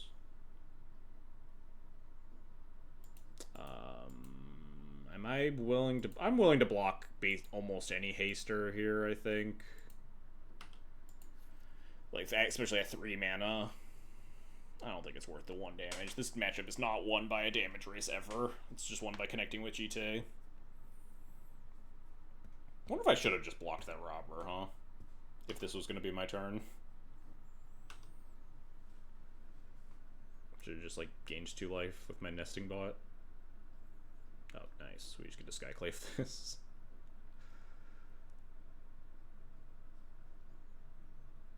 I don't even want to. It just doesn't do anything. I just like Cloud. Enlightened Tutor for something, maybe. Cloud plus Enlightened Tutor for GT, probably. Cloud for Formal Wear and then Enlightened Tutor GT and see what happens. Go from there. I think literally just doesn't do anything on this board. I don't even need to Skyclave it.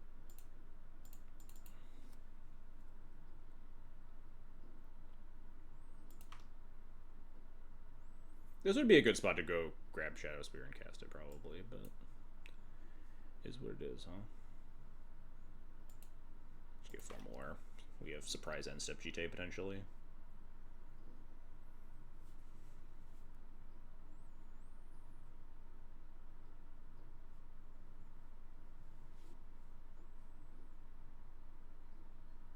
I like how if you change his creature types, Kellen can't learn about Trailblazing. Wait, I don't understand.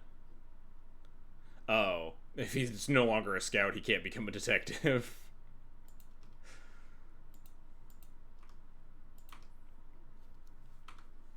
That is kind of funny.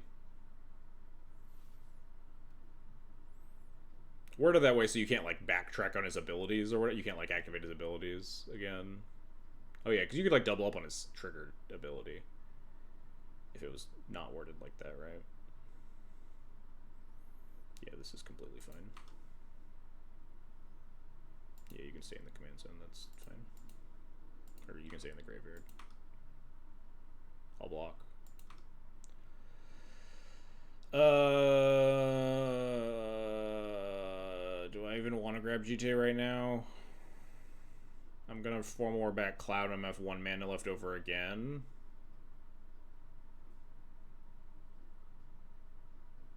Yeah.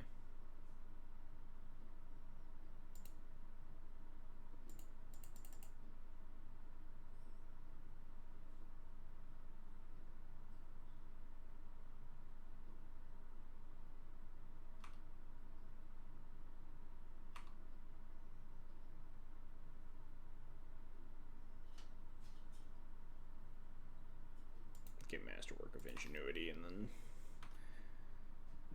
we'll draw GTA this turn, I guess. Because then next turn, if they kill Cloud again, we can Masterwork back Cloud, and then also play and equip GTA. Good old turn. I guess this thing does become a 3/2 double striker. Nah, whatever. We just block it more, right? It doesn't get trample or anything. We should have 2 things to put in front of it.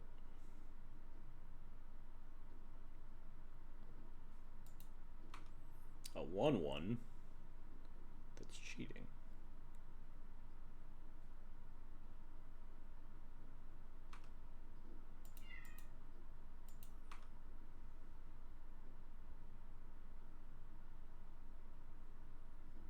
feels like it's GT time. Oh, nice. This attack's so good for me. Means they're going to tap out to keep their Kellen alive.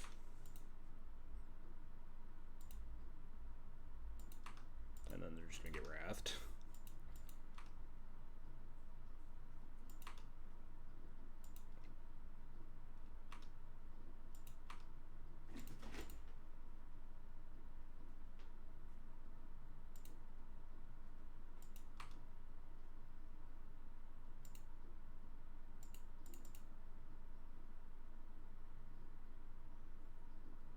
GG.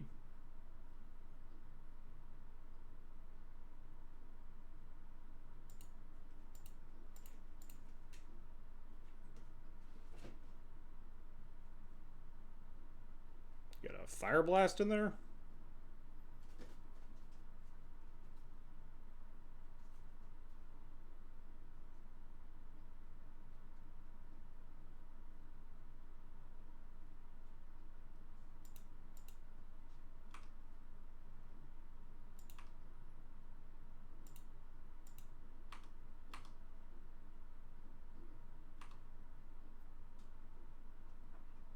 Nope, you're dead. Cool.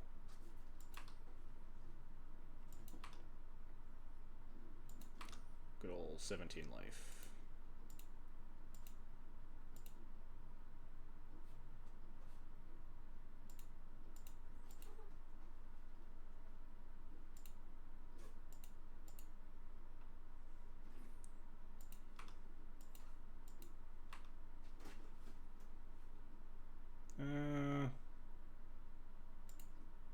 Yeah, we'll get back nesting bot, why not?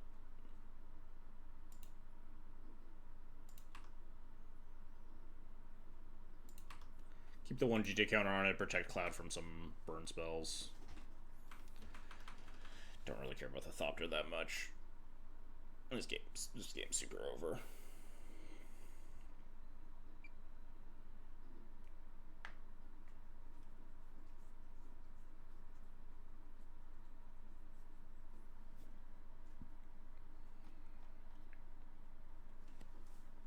Turn 6, 17 life versus mono red, feeling good.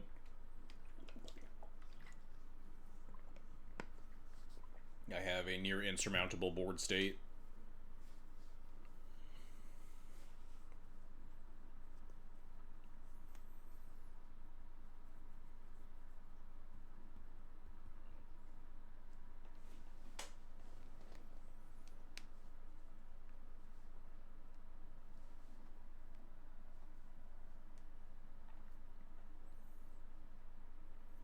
What you got? Hard cast Sibian Spirit Guide resolves.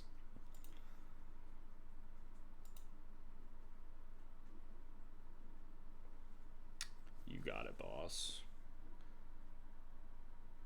I am curious to see if they sideboard into Zergo game 2, because there are arguments for playing Kellen versus Zergo in the command zone or your mono red deck. I do think Zergo is a pretty decent margin better than Kellen for the reasons we illustrated in that game with nesting bot. Just it's much better at attacking into 1/1s, and the activated ability just doesn't really matter. Okay, they're dead. But I don't know how much mono red players like to think about sideboarding into a different commander. I would not be surprised to just see them reveal Kellen again and then just get hosed by 8 Doom Travelers.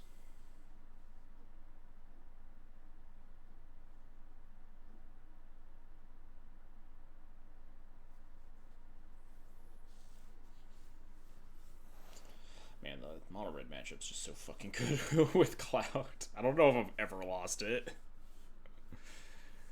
It's just unbelievably good. The ability to just Cloud Formal Wear. Excuse me. The ability to just Cloud Formal Wear and then Masterwork, Formal Wear, Cloud, get GT. Just it is one of the most lopsided matchups I've played in any format.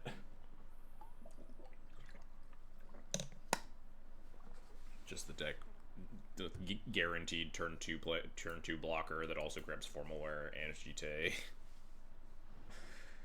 versus mono red creature and burn spell deck.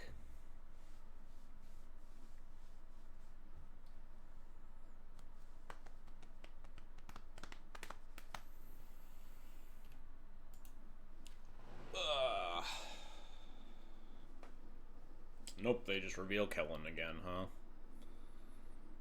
Alright, sounds good. It's a little awkward because the Ocelot probably dies and the Kellen gets in, but we also can, like, march it. Also a little awkward that our second white source comes in tapped, but I think it's definitely a keep still. Where's Luinol to tell me that Ocelot Pride is worse than Doom Traveler here, because he's absolutely right. I'd rather have... Oh. Never mind, I take it back.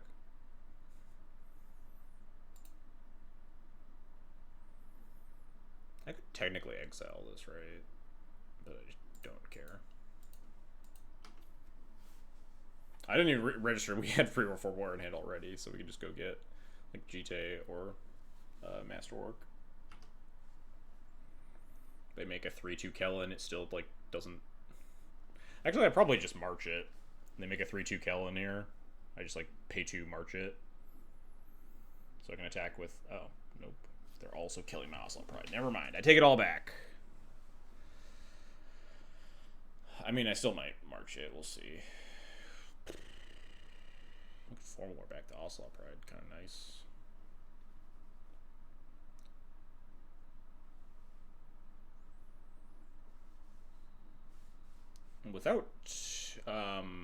Without Shadow Spear, there's no real reason to play Saga early. I think I might just full retail march the Kellen here. They get a 2-2. Also, wait, hang on. This 2-2 like exiles things, right?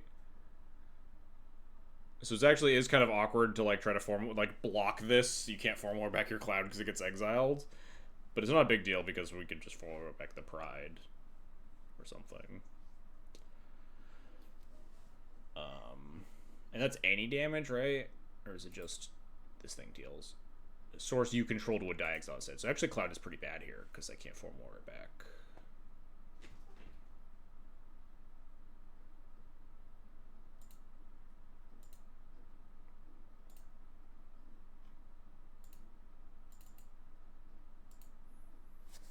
Marched. This thing's like shutting off my Hunted Witness too. Kind of getting owned a little bit.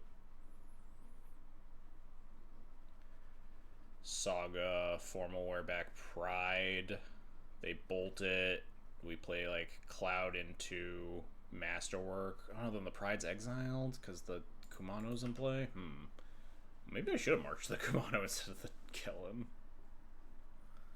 This guy's kind of owning me, huh? Maybe we just like Cloud for Jite.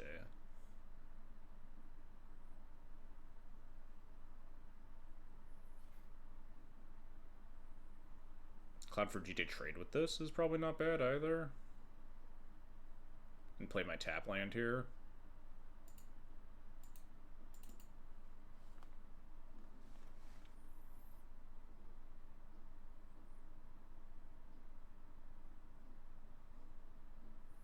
Kinda sucks. I would like to like play a 1-1 here. Is it worth taking 3 to try to block the Kellen and not get my guy? It might be. 3's a lot of damage, though. It also puts 2 creatures in play, which makes the Jite more threatening. Play Saga, and if you get a land, you cast the Witch Enchanter for removal. Could kill the Kumano that way, huh? It's not terrible. If that's the case, I almost want to get Masterwork instead. No, I'm only going to have 1 creature in the yard. Saga also does make, like, fairly sizable guys to get in the way of these things. Yeah, I'm kind of into that, actually. I'm kind of down for this. Start making, like, 2/2s and stuff off of Saga, even if I miss. Just start making blockers.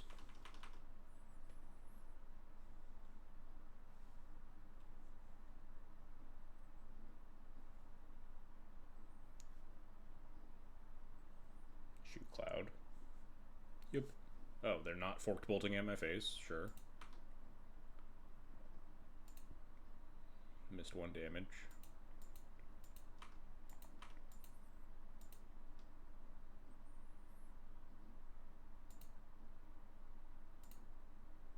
Activate the Kellen, sure. What do you hit? You may play that card this turn. Oh, wait. Their own library. Right, that's how this works. Oh, they actually hit a 1, too? Yeesh. Pretty good. Might have to, like, pull this and go to 10 just to have a 1-1 in play to block some stuff. Probably. This thing becomes a 3-2 double striker, which is really scary, actually. We just need to, like, put things in front of it now.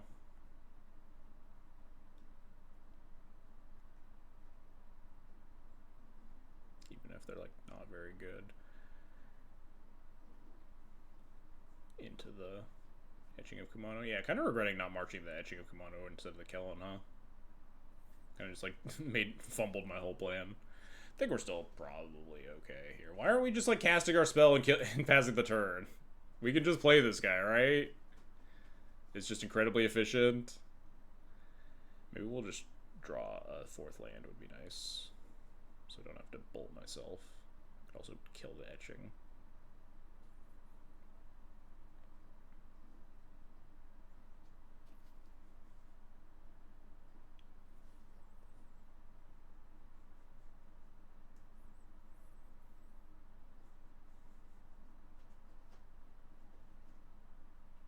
Classic dual commander player. Tank, tank, tank, tank, tank.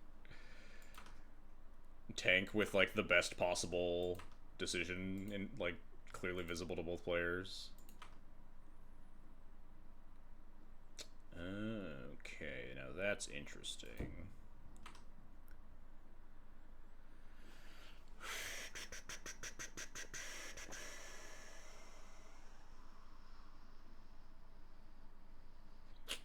It really sucks that we never actually, like, we'd have to bolt this in and go to 9 versus 3 cards in hand. Is a little low for my liking.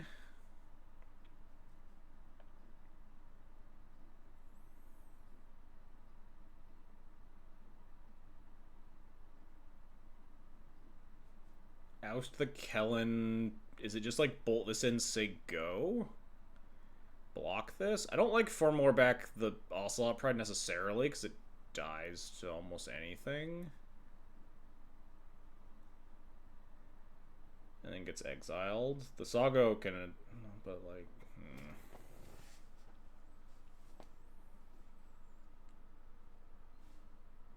I think it's oust the Kellen. Because the Kellen double strike is actually pretty threatening.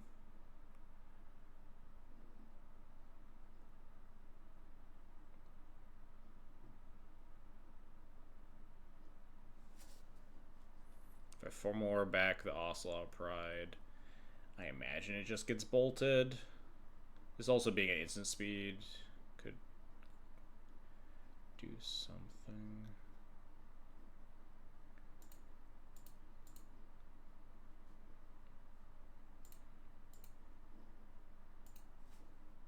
I think it's just this.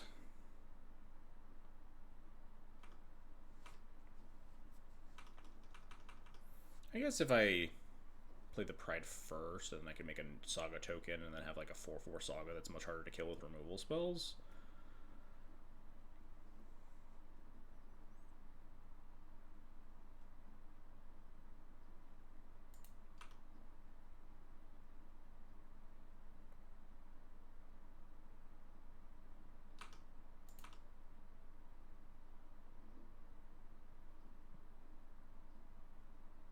No attacks. Just say go.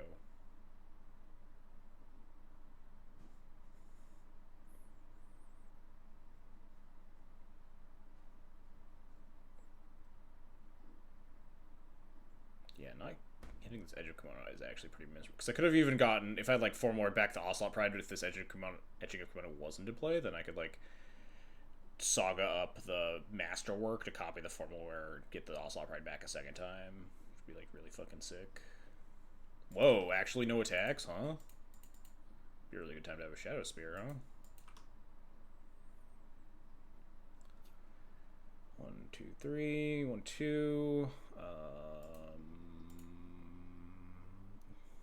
Boots. Drum. Am I activating? Is the question.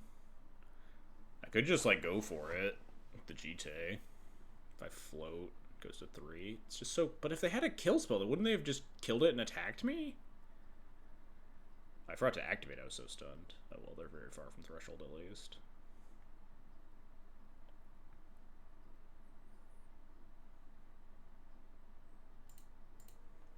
I think I'm just gonna cast GT, see what happens. Make this a 4/4.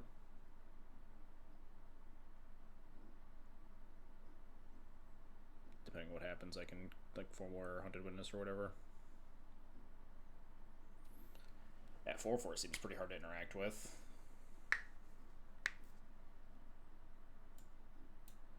We could even get Boots here. They have too much mana open. That Boots would be pretty irrelevant. Boots is nice in future turns, though, to get GTA online faster. Boots is nice with, like, Pride with Formal Wear stuff, so I think Boots might actually be the correct grab here.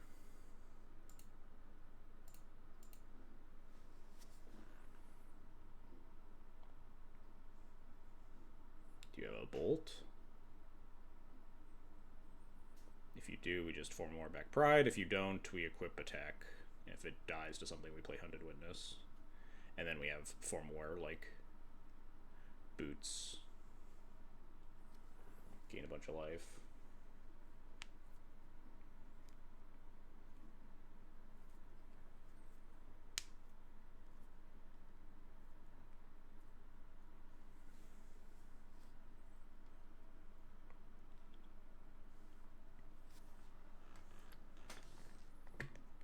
Alright.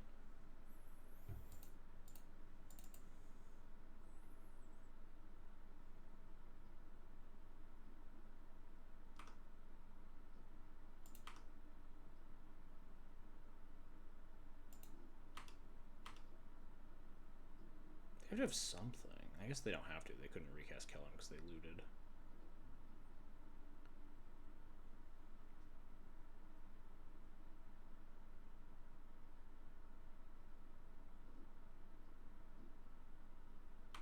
Nope, this is just connecting. Nice. Sick. Alright. GG.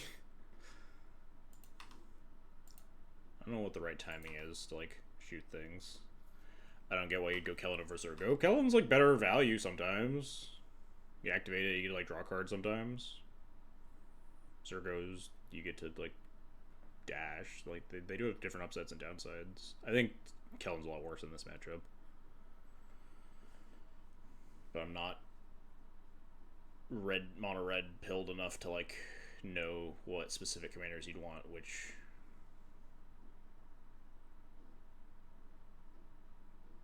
5 mana Kellen. You got a boss.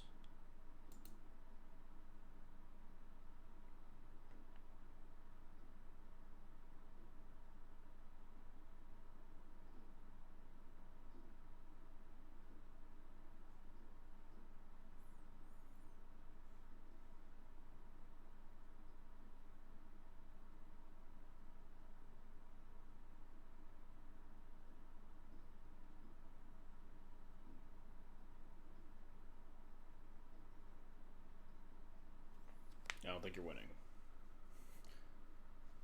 What were the previous matches? We've only played one match so far. No, we played 2. We played against Kefka, and then we played against Living End Sliver, Cascade Sliver.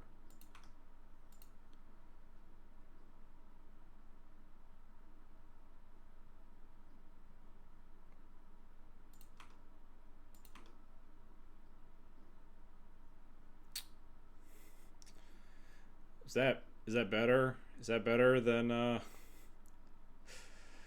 getting back Ocelot Pride? I don't know. We're at yeah, it is, right? It's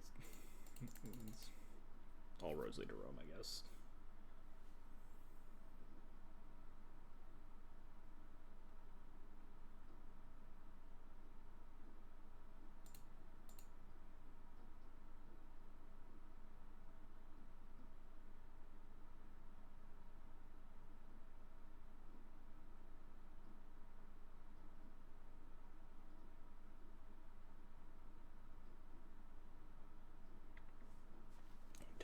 Tank, tank, tank. Tank, tank.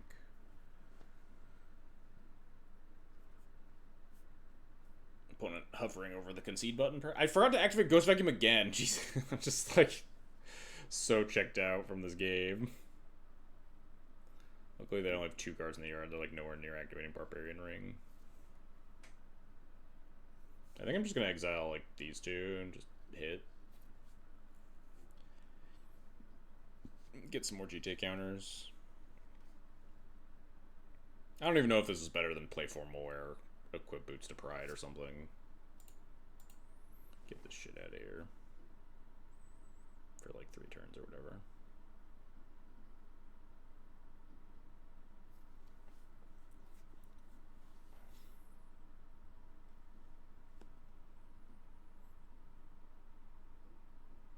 Come on, what are we doing here?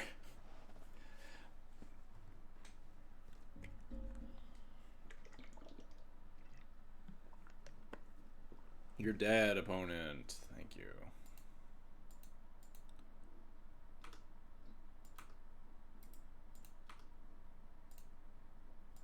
Yeah, just kill this.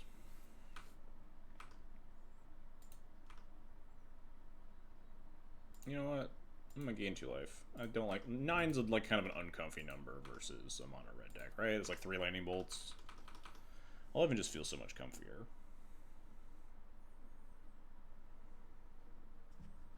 Oh, damn it.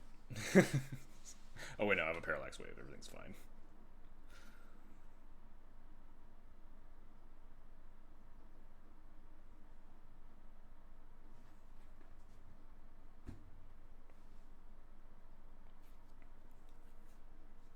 Hit this to 2, and I have 2 turns. Yeah, they're 12. They're super fucking dead. Oh, we gonna cast another spell? We gonna maybe go to combat, perhaps? Ooh, go into combat. Nice, nice, nice, nice. We're gonna pass priority on this trigger. Perhaps. Yes, no, maybe.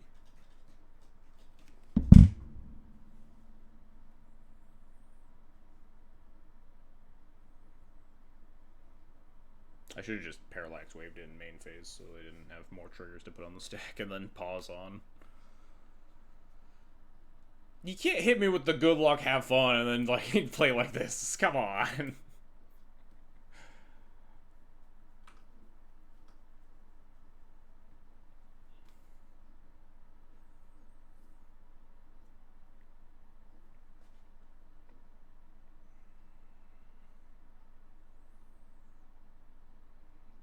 You are allowed to concede at any time. I'm gonna like fucking zone out, so I'm activating this Ghost Vacuum right now before I forget. Next time I have priority, I'm Ghost Vacuuming this Voldarin Epicure, so don't fucking forget. Otherwise I'm just gonna forget again. We can just play our next match, opponent. We don't have to keep sitting here. You're dead. We both understand this. You're a mono red player with 2 cards in hand and no board, and I have an active Fumizawa's Jite. This game is, in fact, over.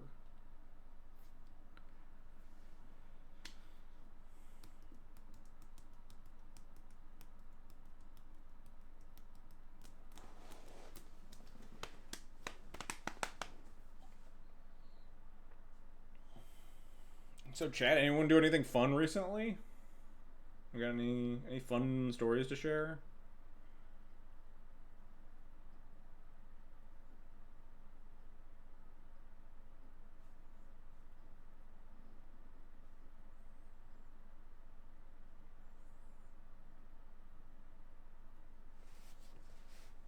I'm excited to play some more Night Rain later. I don't know if there are any Elden Ring Night Rain gamers out there. I'm ready to fight the next Everdark Sovereign.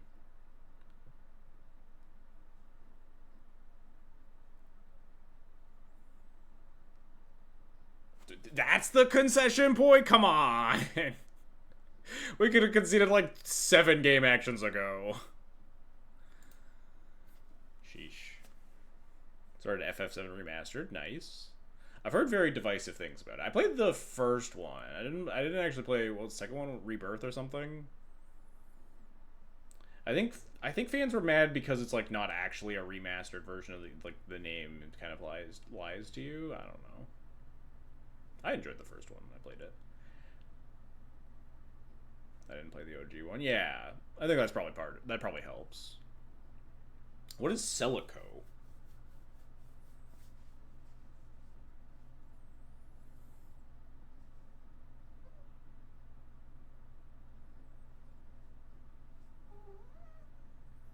What up, kitty? You coming back up to annoy me? You know what Cloud is now. There you go. Now you know the lore. Newish boomer shooter. Oh, these are words. These are indeed words.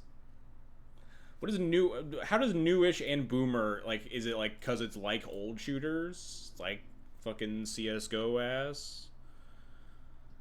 Celico. Or does boomer imply like exploding, not like boomers? No, a brand new original shooter inspired by classics. Okay, so it is. It is a boomer. It is for boomers. I get it. Like Doom. Gotcha.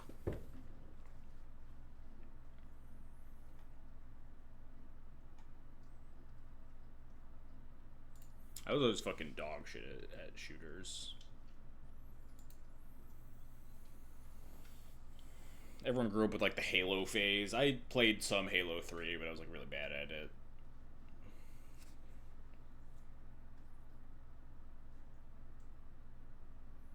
I also didn't have an Xbox until like way later in that life cycle. Played Look Outside. What is this? Look Outside. Survival game. Ooh, like horror? It looks pretty horror-y. Yeah, survival horror RPG. Looks pretty freaky. Played way too much Halo at friends' houses as a kid. Yeah, I get that. I was a big Maple Story guy when I was a kid. That was what sucked the life out of my like elementary, middle school days. We'd all get together and just like play Maple Story on laptops. What else did we do? PSO on the GameCube.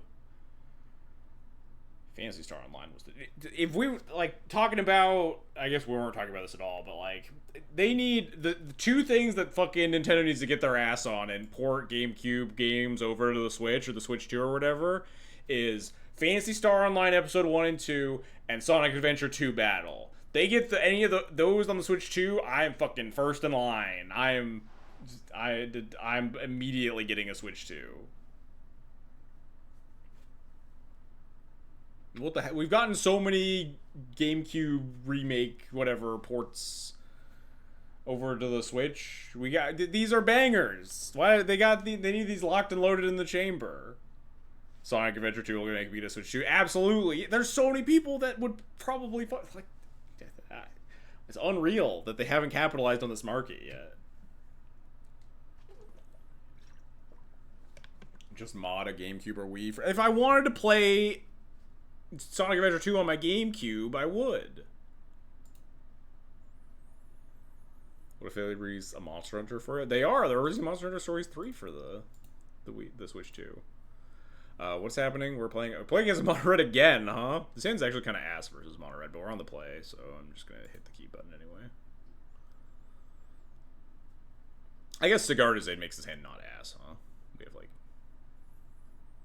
that was for Switch 2. It's like for everything. It was coming out for like Switch 2, PS5, Xbox, PC.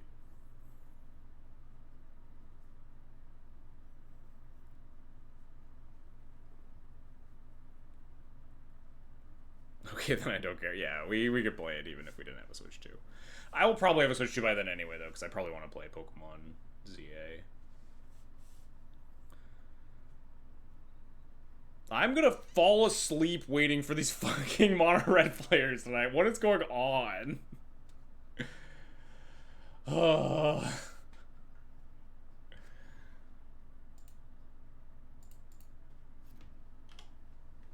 Do I unexpectedly absent the turn 1 Kellen, or do I just cast Cloud? I probably just cast Cloud, go get Formal Wear, right? They want to kill it. Then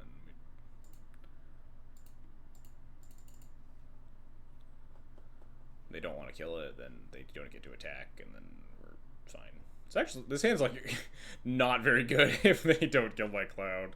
It's a temptation to go get GT, but if they don't kill Cloud, I just like don't think they're winning. I guess if they don't kill Cloud, we just get to hand effect them, and we just get to like brown him for 12 or whatever.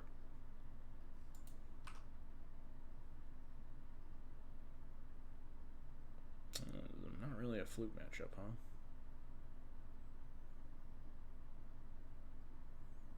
We're at 19. Is it just race time? Do we just race this? Just hand Vecna? Just fucking go get their ass? 12-12? Force them to kill my Cloud? If they bolt Cloud, it sucks. Yeah, but if they bolt Cloud, then, like, they would have bolted and attacked, right? I have Cigar to Zade. I can play 4 more with Flash. If they, like, wait till ends up to bolt Cloud.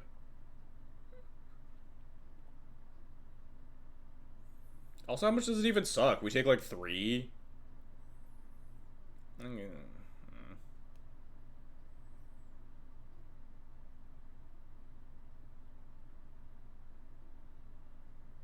It's like kind of unnecessary, but I just it's like bored. Just bored playing against mono red players. And 5 for man. Nah, we ain't taking shit, baby.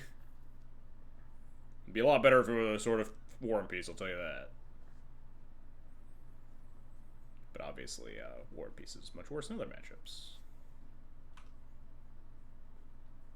They did have the bolt. Alright, fair enough.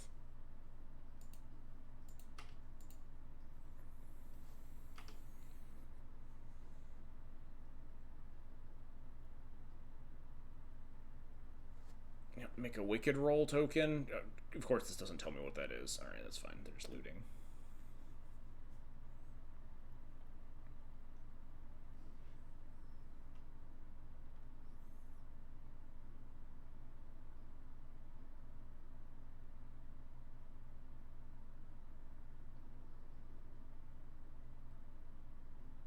What's happening? We're at 11. They have 3 cards in hand. I think we're still, like, massively ahead here. Am I wrong? I feel really far ahead. Wait. No, we're off. I was thinking about, like, free equip Cloud, but then we don't have haste. We could, like, sack the Crystal Vein to equip GT, but then it can't attack, obviously.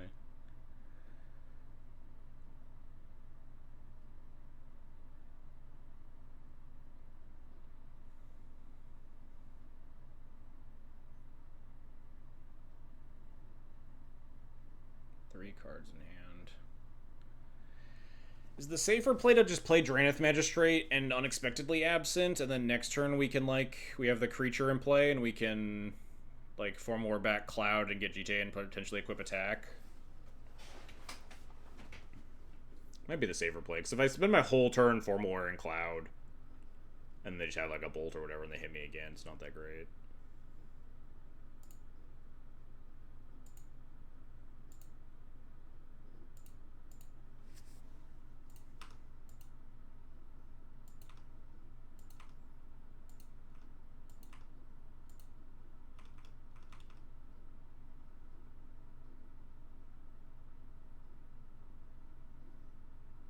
I guess, no. Because I can't leave this up to, like, threaten instant speed 4 more Cloud, because I have to leave up this to cast Unexpectedly Absent.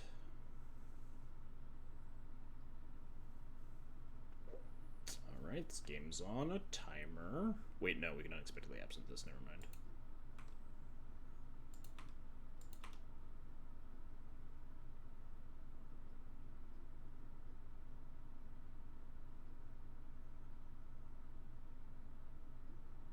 Right, but Shadow Spear and hand go hard. We cut the Shadow Spear at the start of the stream.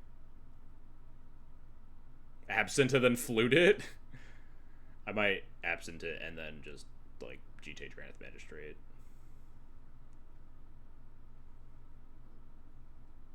But absent then fluted is pretty hot.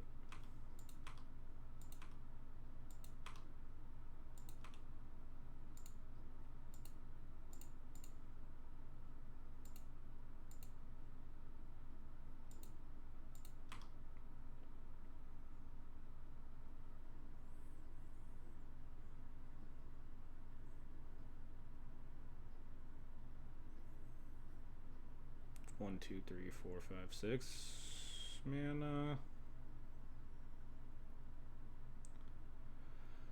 Formal Wear, Jite. Is that better? They have 3 cards in hand. They're drawing Sulfuric Vortex. Free Flute Sulfuric Vortex, and then just Formal Wear, and then we like go to 9. Then the shields are back up. We could potentially not actually connect with the Jite, right? Whereas if we just get 2 Jite counters here, we have to kill the Kellen and then gain 2 life, but then the Sulfuric Vortex is in play, and then we're like kind of dying. Maybe I am supposed to just...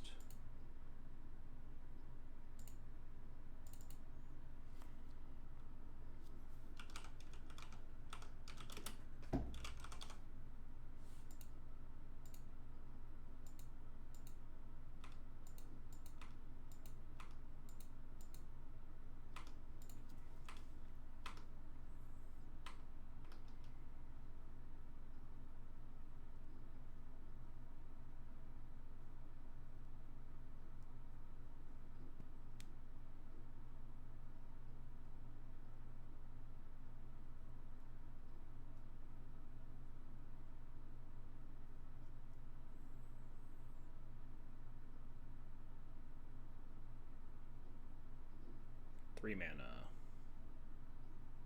Trying to cast Sulfuric Vortex. No. Skull cracking me. Yeah. Wasn't going to gain any life this turn. Fair enough.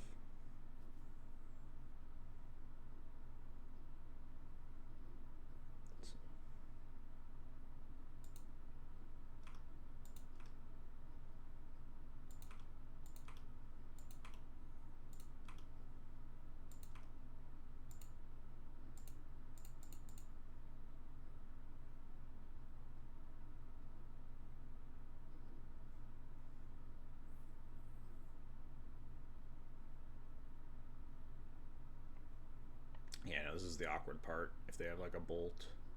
Dude, I didn't even... kind of forgot about this thing. It's kind of scary, right? It is cards with mana value 6. 1, 2, 3, 4, 5, 6. Could have done it that turn. Put me to 2. Wouldn't that have been like really bad for me?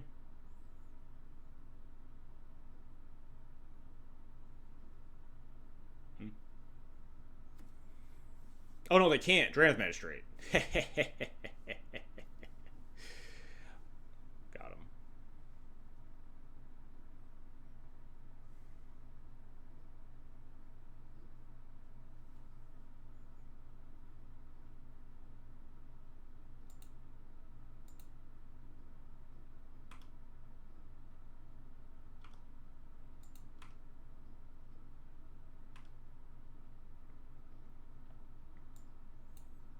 I mean, we just have to get Jite here. We could potentially just equip... I think equip Hand of Vecna manually first. Get it... like, go to combat, get it out of bolt range, potentially, is the play. We'll see what we draw. We could draw, like, Benevolent Bodyguard or something. March is nice. This is 2 to equip. 1, 2... 1, 2, and hold up March. That's all very good for me. So I think we do this.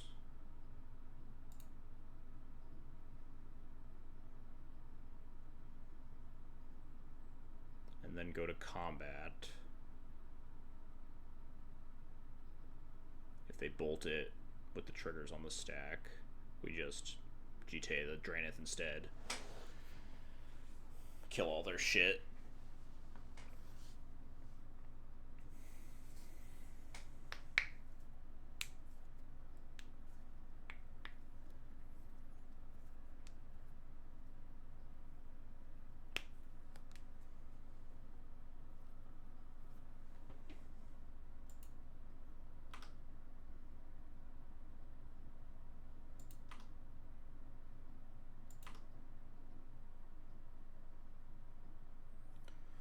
Is there ever a world where they just have a shock and I want to kill this Kellen and then send?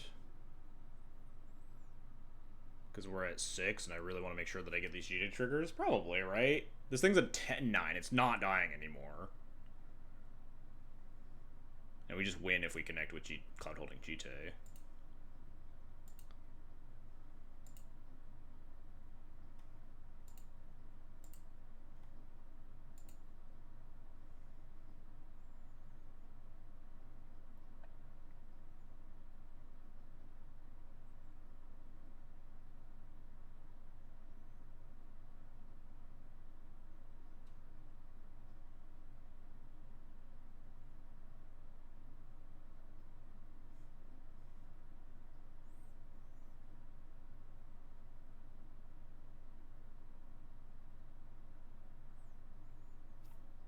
It's better to crack your vein and save your forge anew.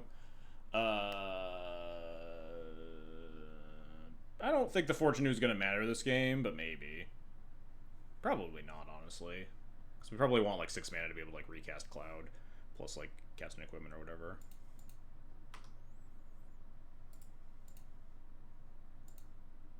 I guess we attack with both.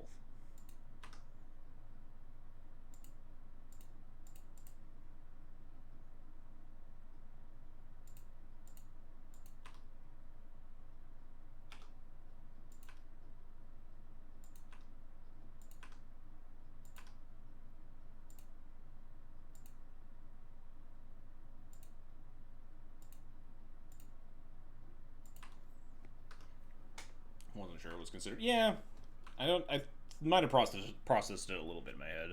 I was mostly just considering the Forge New like very close to a useless, like completely useless card. Still can't cast Sphere Vortex. Dead. Nice. All right, a little closer than I would have liked, but we still got him.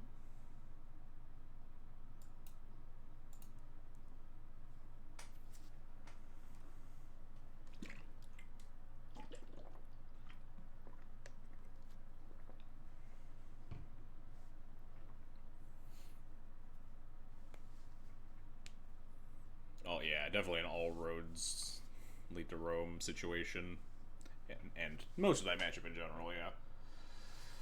That Sulfuric Vortex was a little bit spooky, huh? Luckily, we had like a piece of instant speed, versatile removal spell to help deal with it. I don't know. People like to hate on some of the cards that I like to play. I expect it's good. Good for targeting commanders. It's like a little expensive, but 2 mana, instant speed, better than like casting Council's Judgment and shit.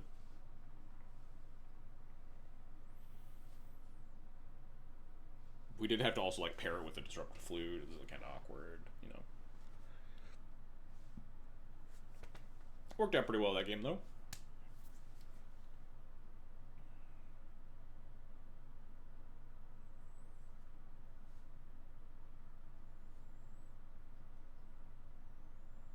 Well, this opponent board into Zergo. I think it's just correct for Kellen to board into Zergo, so you don't just get completely hosed by like the 8 or so Doom Travelers that I can cast on turn 1. You just miss out on a bunch of free damage early, which is really, really important when you're playing mono red. I think it matters a lot more than just like fucking activating it. If you're getting to the stage of the game where you're like activating it to make it like a scary double striker, you're probably not winning or at that stage. Cloud's gonna run you out of cards real fast.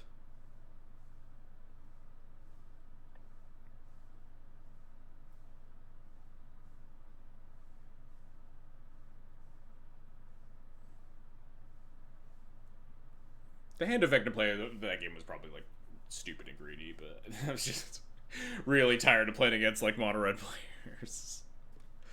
Just wanted to see if I could punk them a little bit. It also notably like got the Cloud killed, which is kind of efficient.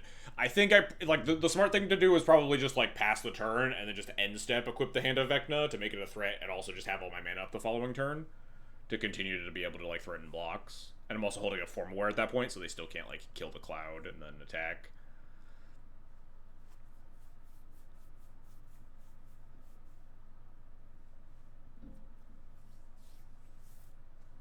But sometimes you just want to, fucking get him dead.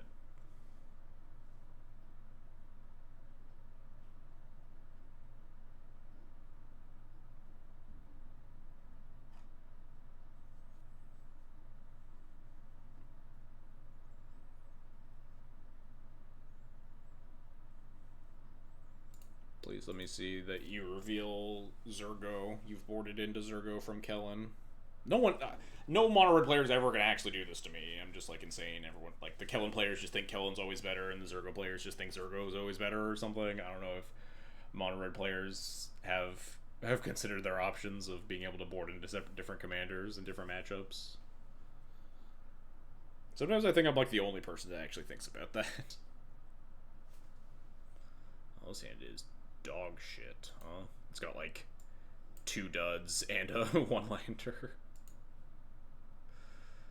Alright, this hand's also kind of whatever, but keep on the boots. Get out of here, kitty. Play Sentinel. Either taxes their turn 2 player, trades with Kellen, or draws a card on a turn 2 play.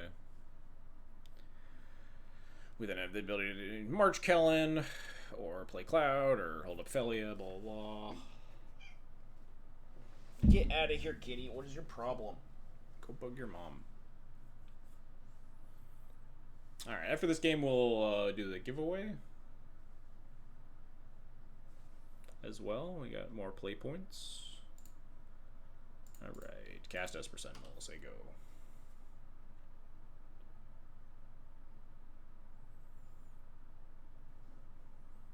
Got a lot of options here. If they like play a 2-drop, we could like march it, pitch Felia, cast Skrell potentially.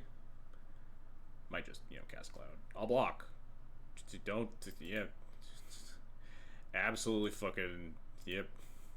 Take that trade any day of the week.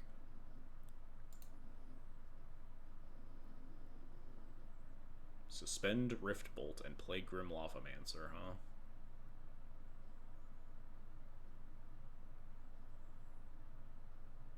I think I'm just gonna cast Cloud here and get Formal Wear.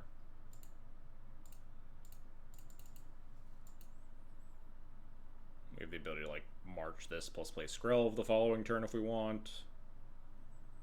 If they kill Cloud, we can just Formal Wear back Cloud, go get GTA. We have Masterwork in hand. Got plenty of options.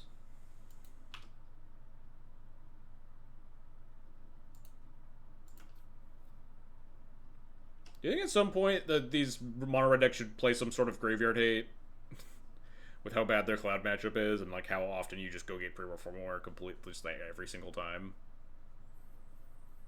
Is there any sort of graveyard hate that mono red could even like play that's efficient? Or do you just have to play like fucking Soul Guide Lantern? Which isn't even that good because you have to like play it and cast and hit the Cloud, and then you like don't have to like force them to waste the 3 mana or whatever. I guess you could play it and not hit the Cloud. You leave it there, so if they cast the 4 more, then you sack the Lantern after that. Oh dear. All right. Oh wait, never mind. We have a March of Otherworldly Light. What am I saying? Oh dear about?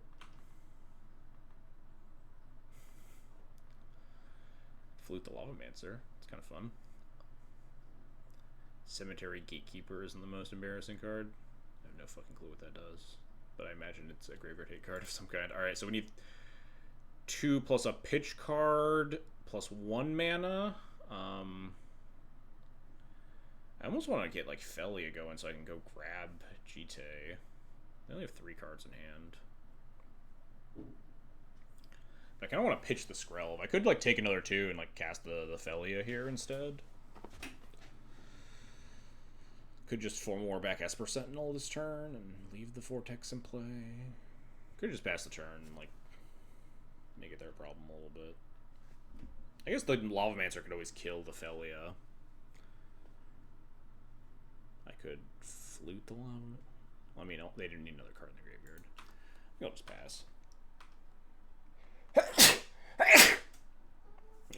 Excuse me.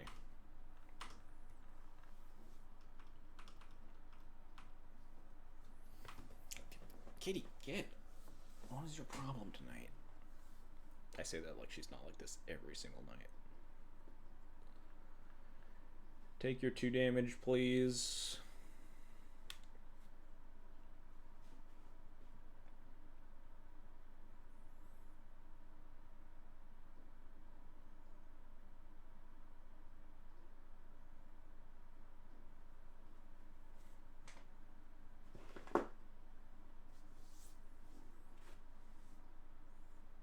Or don't take your 2 damage. Let me look up what Cemetery Gatekeeper does in the meantime, huh?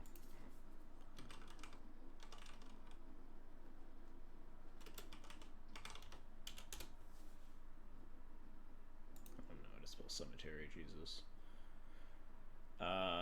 For 2/1 for 2, first strike, ETB, exile card from a graveyard whenever a player casts a land or a spell if it shares a card type with the exiled card, Cemetery Gatekeeper deals 2 damage to that player. That's not bad, yeah. What did you say? Sliver's Live Again is your second matchup? It was, I mean, technically, it was the first Sliver, which is the Sliver with Cascade. And it is just a deck filled with Cascaders and, like, Live Again and Hypergenesis. And, like, big, fat things to put in the graveyard.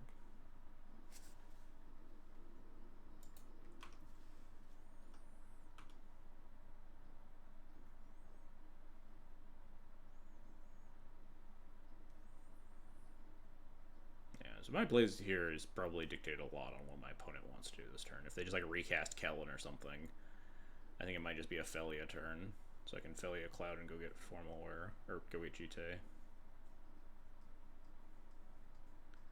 But if they have like Lawfamancer activation up, then I probably won't do that.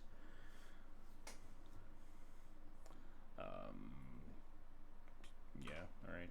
Take 2. Cast Kellen.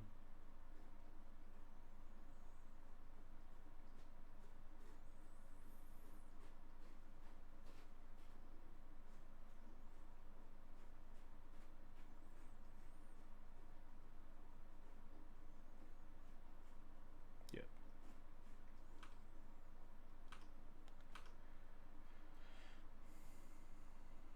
Attack. I'll block. I'll absolutely fucking block. Come on, send it. Send them. There's no reason you would ever send, right? I had, like, they know I have forward hand. It'd just be such an awful choice. But, like... I guess I could even just block with the Felia, huh? If they attacked.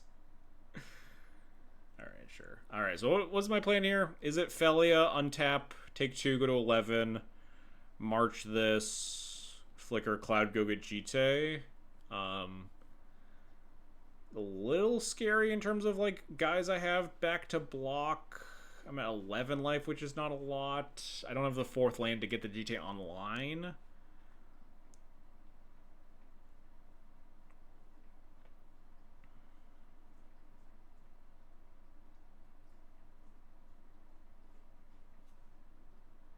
Maybe I just march this, pitch the Skrelv, and then I could, like, if I rip land, I could, like, Flute plus Felia.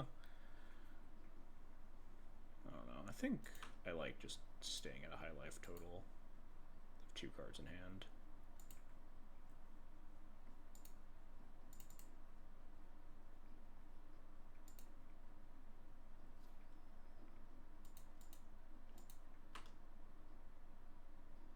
Well, that's a pretty fucking awful card to draw, huh?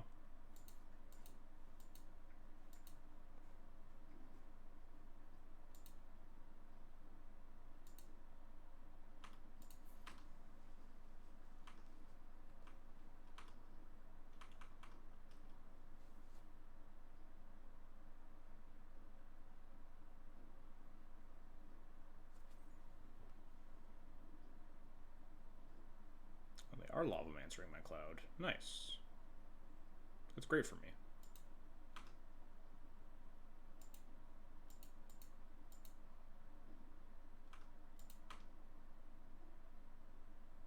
Do I let them draw a card, or do I just trade Felia? If I draw a land, it's, like, incredibly sick. I think I kind of want to just block this, huh? Again, just, like, gain life whenever possible. We'll just win, eventually.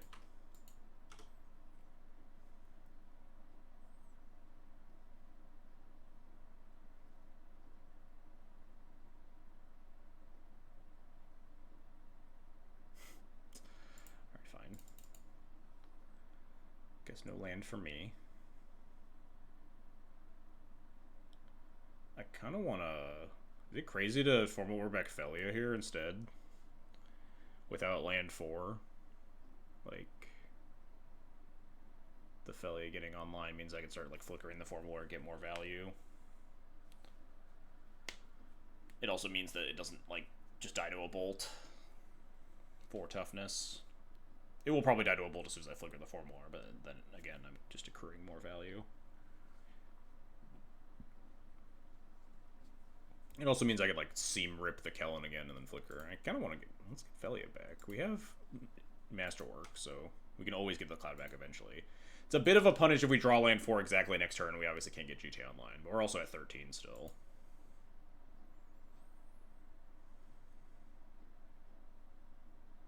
They just give up. They just fully, they're completely off of it. Oh, okay, that's a good draw, but it's not a land. We would have got there. You should ordered Wendy's? At, I guess I don't know what time it is for you. But I get most American time zones, I'd be alarmed at ordering Wendy's at this point. That's reasonable. I mean, I didn't have 4th land. They weren't dead yet, probably. I don't know. Alright, let's do a playpoint giveaway, huh? It's too late? Yeah, that tracks. Alright. Giving away 120 play points to 1 chatter. What's our word of the day? It's just mono red. Mono red. We're playing against back-to-back mono red matchups. Fucking 4-0'd them. Alright. Exclamation point giveaway. What, you want it to be Wendy's instead? You think that's the giveaway word? Alright, that's actually pretty good. Giveaway. We're doing Wendy's. Not hashtag not sponsored, but sponsored by Daybreak Games instead.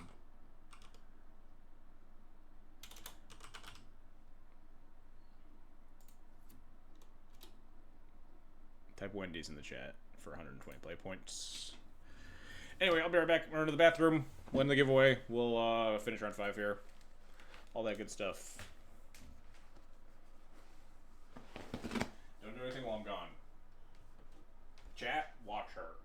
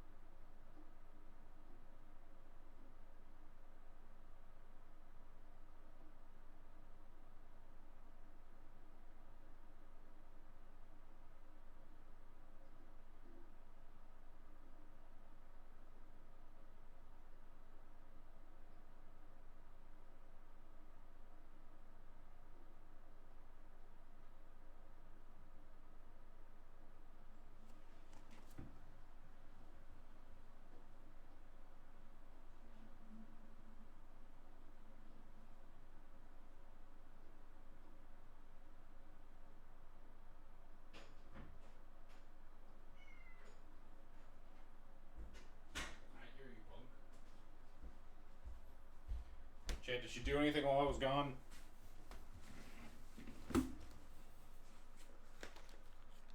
We've lost sight of her. Yeah, like she was just standing in the doorway.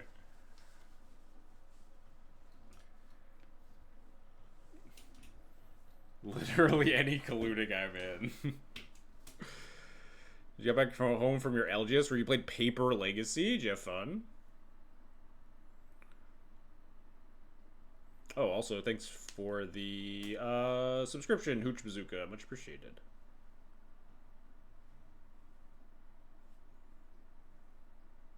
You had fun? You cast Grenzo Havoc Razor. Wow. Cooking. Let's run the giveaway for a little bit, and then I'll forget about it, and then I'll end it. Maybe not. Maybe we'll call it early. Chat, someone reminded me after game 1, specifically while we're sideboarding, that I can end the the giveaway.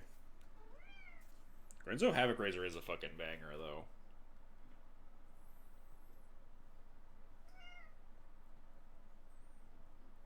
I will not remember. I will also not remember. That's why I always tell other people to remember for me. Very frequent conversation with my wife. Like, hey, can you remember this for me? Because I fucking won't. And then she does sometimes. Sometimes she doesn't, but, you know, better than trying to rely on myself to remember.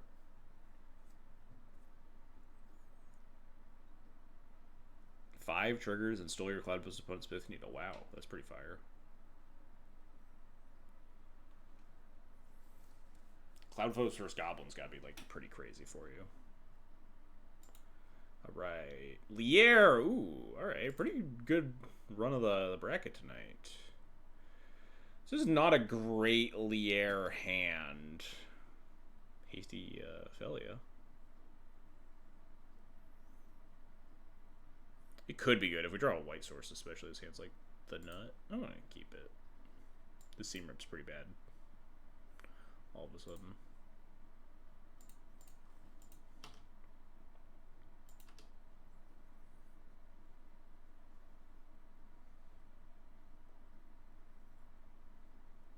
Hasty Felia, immediately flicker the boots to make them fall off.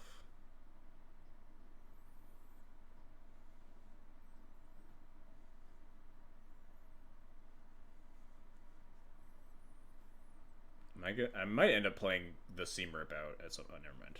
Alright, that's much better. Now we can just go get a hand.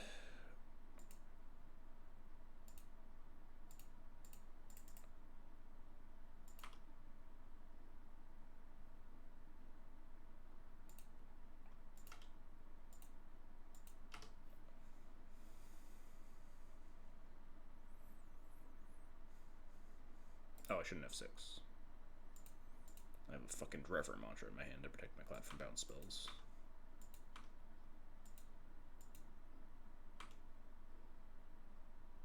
That's a pretty good one, too. Good follow-up to the Hand of Vecna.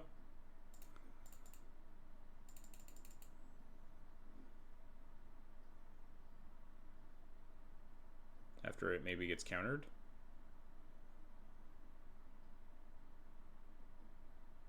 Nope.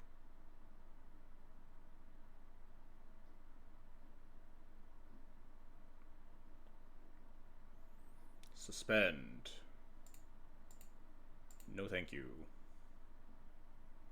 Oh, that does reduce my Hand of Vecna value a lot, but probably fine. Oh, wow. Wow, they got me good. Damn. I should have equipped first. What the fuck was I doing? I guess I was playing around, like, Mana Tithe or whatever.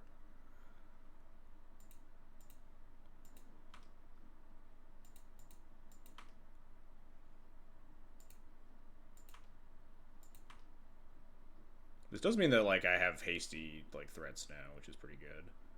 I almost don't want to play the Clamp Out because it reduces the number of cards in my hand, but...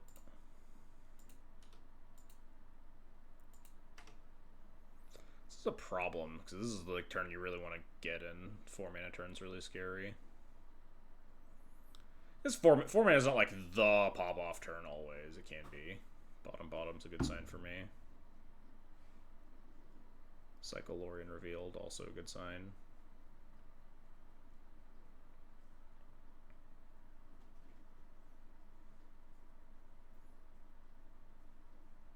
I mean, if I had like a 5th land, I would consider just like getting Skrelv here, honestly, but...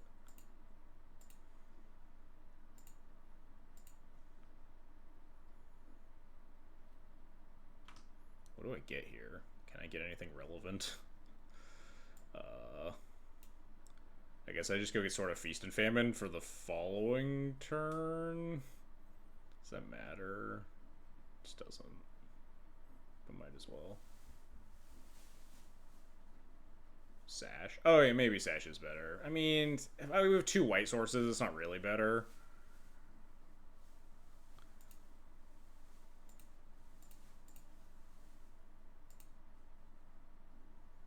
Can't equip the Skull Clamp or my Cloud will just die. Kind of funny.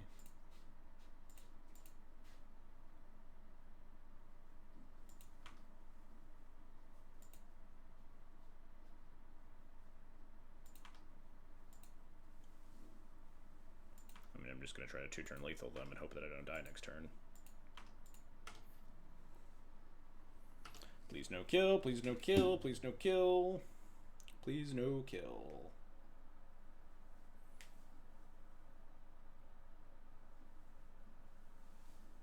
Double Vecna triggers? Yeah, it's fucking sick as hell. Ah, fuck, we're dead.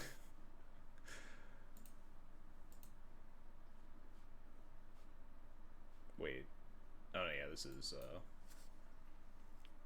the bounce, right? Snap. Wait, is this? Maybe they didn't have... Wait, am I not dead?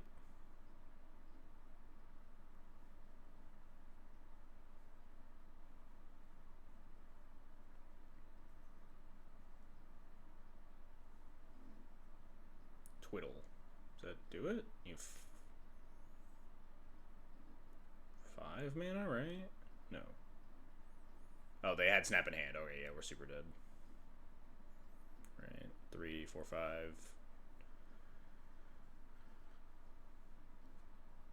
They have exactly 6.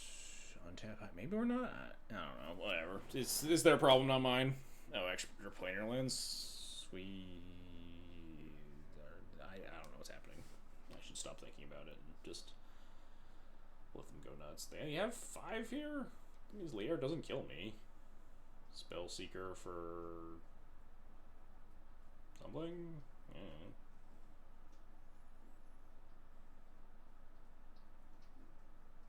Hidden Strings. Oh, yeah, that's gotta be it, right? That's 6 mana, Lier, Twiddle, High Tide, Hidden Strings.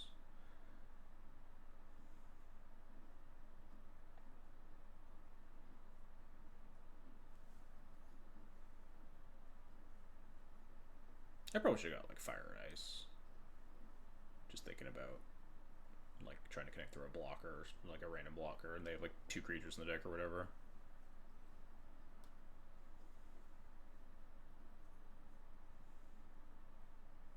Oh, and this goes and tutors up the whatever they want, but like specifically a bunch of bounce spells and then brain freeze me.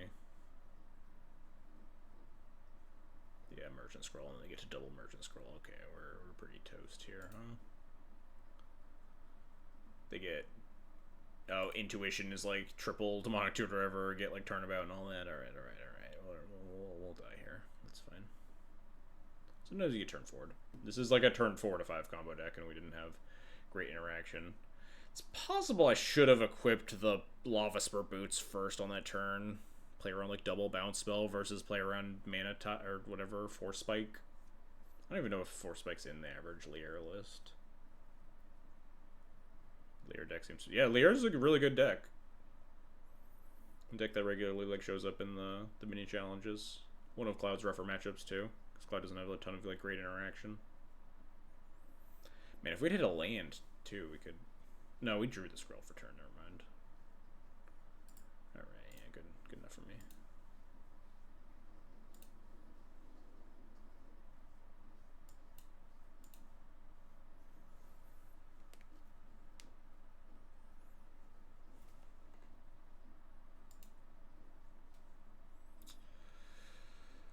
Solitude is good.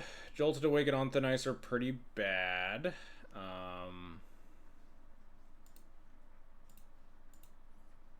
Solitude is really good. I value Solitude pretty highly. And like on the play, Cloud into Hand of Vecna with a removal spell backup is pretty strong. When we don't have like that many good cards to mulligan for.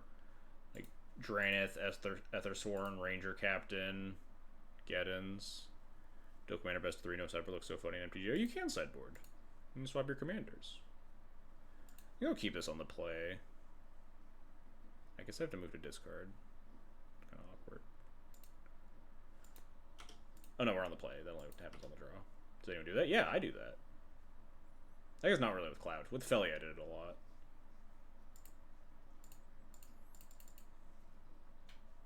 Board into like Beza versus Mono Red.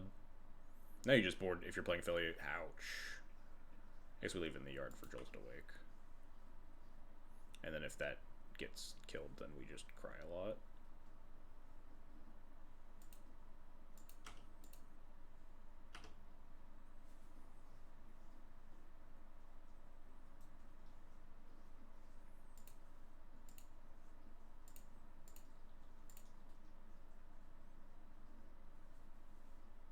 Board into Thalia. You can. People like play Thalia or Oswald in Cloud deck sometimes and board into them versus combo. Yeah, that's the rough thing that we didn't really want to see. But we still have Stoneforge for Hand of Vecna, which is obviously much slower than Cloud, but it's a pretty reasonable plan B. We could also go get Sash here, and that's just like super slow at that point. Sash's interaction maybe is relevant, but we just have no clock. I think we just need hand.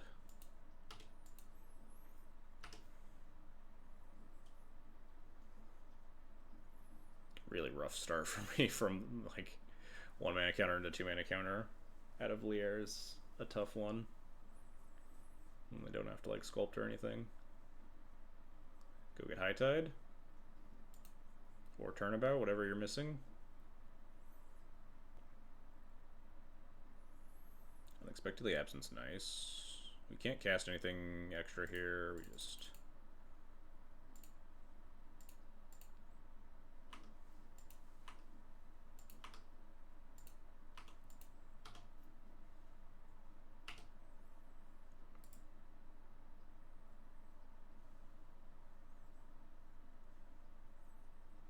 If they have like land High Tide on tapper, we still have Solitude to disrupt. And next turn we'll have... Oh, well, Jig's up now. They peaked. But now we can hold up like double removal spell too. Harder for them to punch through. Enlightened Tutor's really good.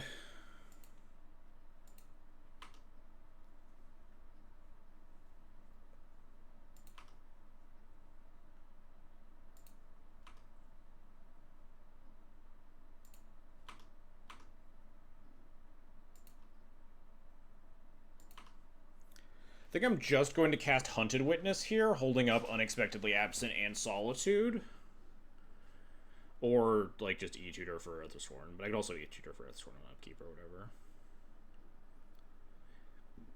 This still represents lethal, right? Because I'll have 2 power in play, and then I'll have 1, 2, 3, 4, 5, and then draw to 6. Even if I cast the E-Tutor, it'll be 2 + 5 7. Putting a second creature in play is nice to, like, continue to threaten with equipment and stuff. I could like potentially play the Springleaf Drum because it's quote-unquote free or whatever, but I don't think it's gonna matter this game.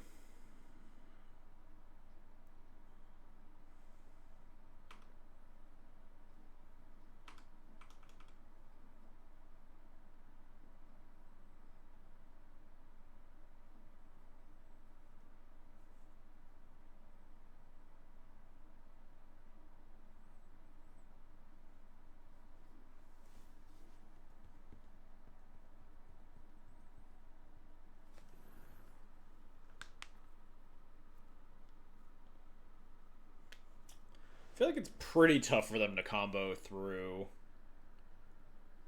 Solitude plus Unexpectedly Absent.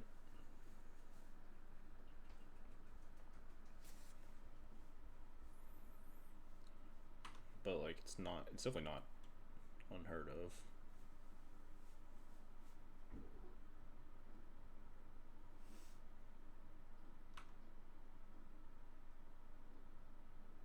It's gonna have a lot of mana.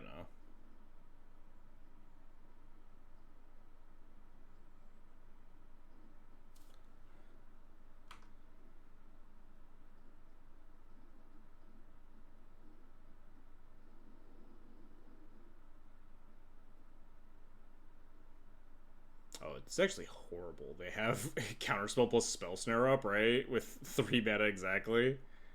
We're just gonna die. Also, if I had 3 mana, I could like play the Unexpectedly Absent around the spell snare. Fuck, why didn't I think about that? God damn it.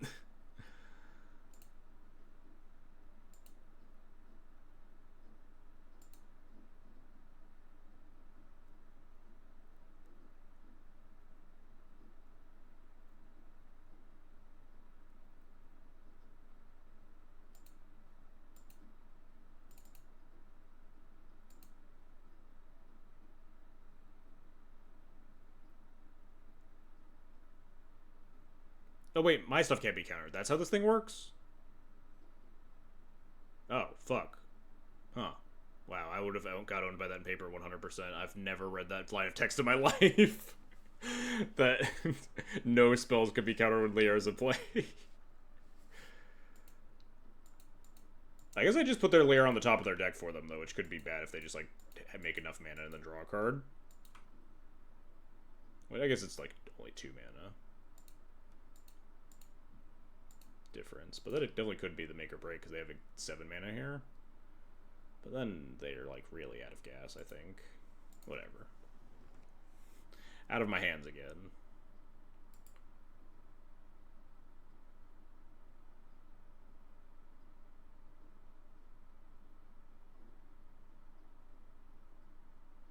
Setting up keep stop just in case.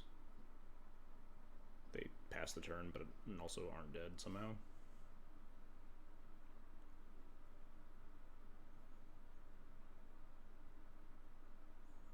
Is this turnabout? Yeah.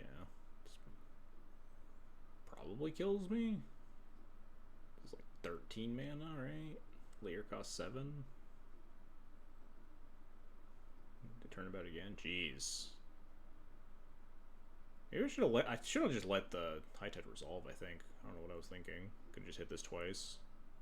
I was thinking that one of them was going to get countered. But I don't know what my opponent's cards do. Unfortunately for me. Yeah, we're super dead now. I think we probably win this if we just, like, let the High Tide resolve and then kill the Lier and then Unexpectedly Absent the Lier after that. Obviously hard to know for certain, but it definitely would have made this match easier if I were able to kill this Lier twice.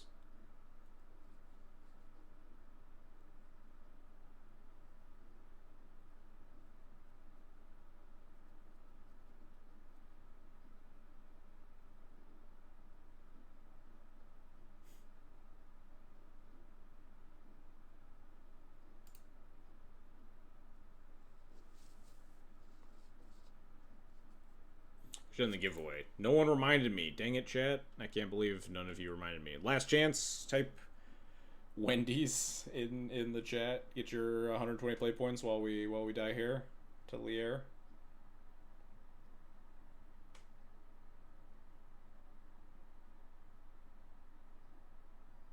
I was just typing to ask if I missed it. Type what? You can see it down the other way down the corner or middle bottom. Oh, they just like double. Yeah, they double brain freeze me. All right, you got it. You got it, Chief. We'll get out of here.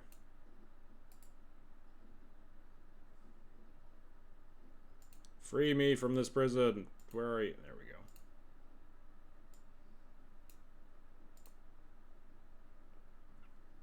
Get your last Wendy's. The Wendy's is in. Are there any decks that can play main deck Emrakul? Not really. I don't think Azusa plays the 15 mana one. But they could also, like, draw most of their deck and stifle the trigger pretty easily. Once their deck is humming, they, like, cast Intuition. Intuition's, like, triple Demonic Tutor and cast all their spells double, basically. So they can just, like, find the stifle effects for an Eldrazi. Yeah, I know Azusa plays the cheaper Emrakuls that have, like, are more castable and have pretty relevant other abilities. 12 mana Emrakul and 13 mana Emrakul instead.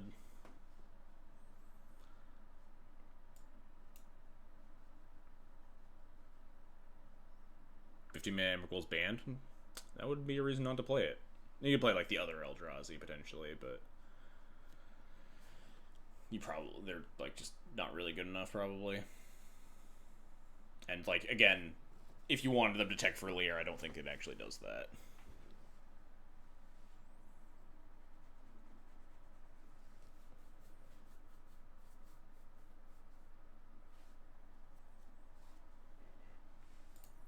Alright, let's end the giveaway.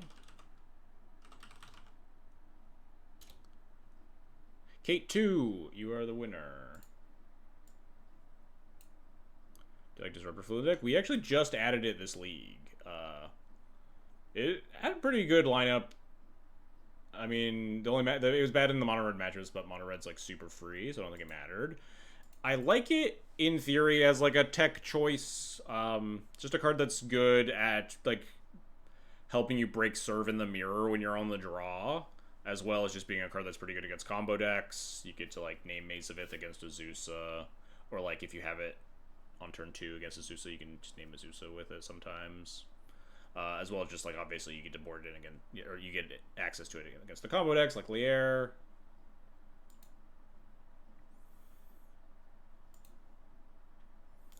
Alright, Kate 2, here is your playpoint code. Enjoy. That's the idea behind it anyway. And we cut Shadow Spear. Shadow Spear, like, I think is pretty mediocre. I've been pretty whelmed by it. I like making some adjustments that make this deck better against some of its worst matchups, like the Mirror or combo decks. Do you feel like I'm closing in on a pretty solid build? I still want the 41st land, I think. I don't know. This drum, it might be time to kick this drum to the curb. It showed up several times this league and, like, really wasn't that good. This drum really overstayed its welcome. It was, like, really bad in the very first draft of Cloud, but then it got a lot better when we added all of the Doomed Travelers. But, like, I don't know.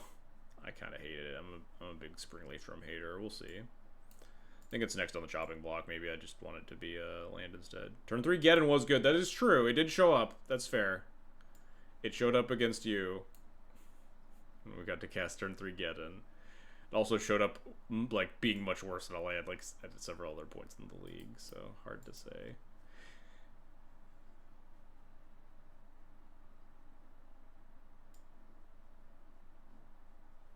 Much to think about. Anyway. Call it for the night. Go find someone to raid.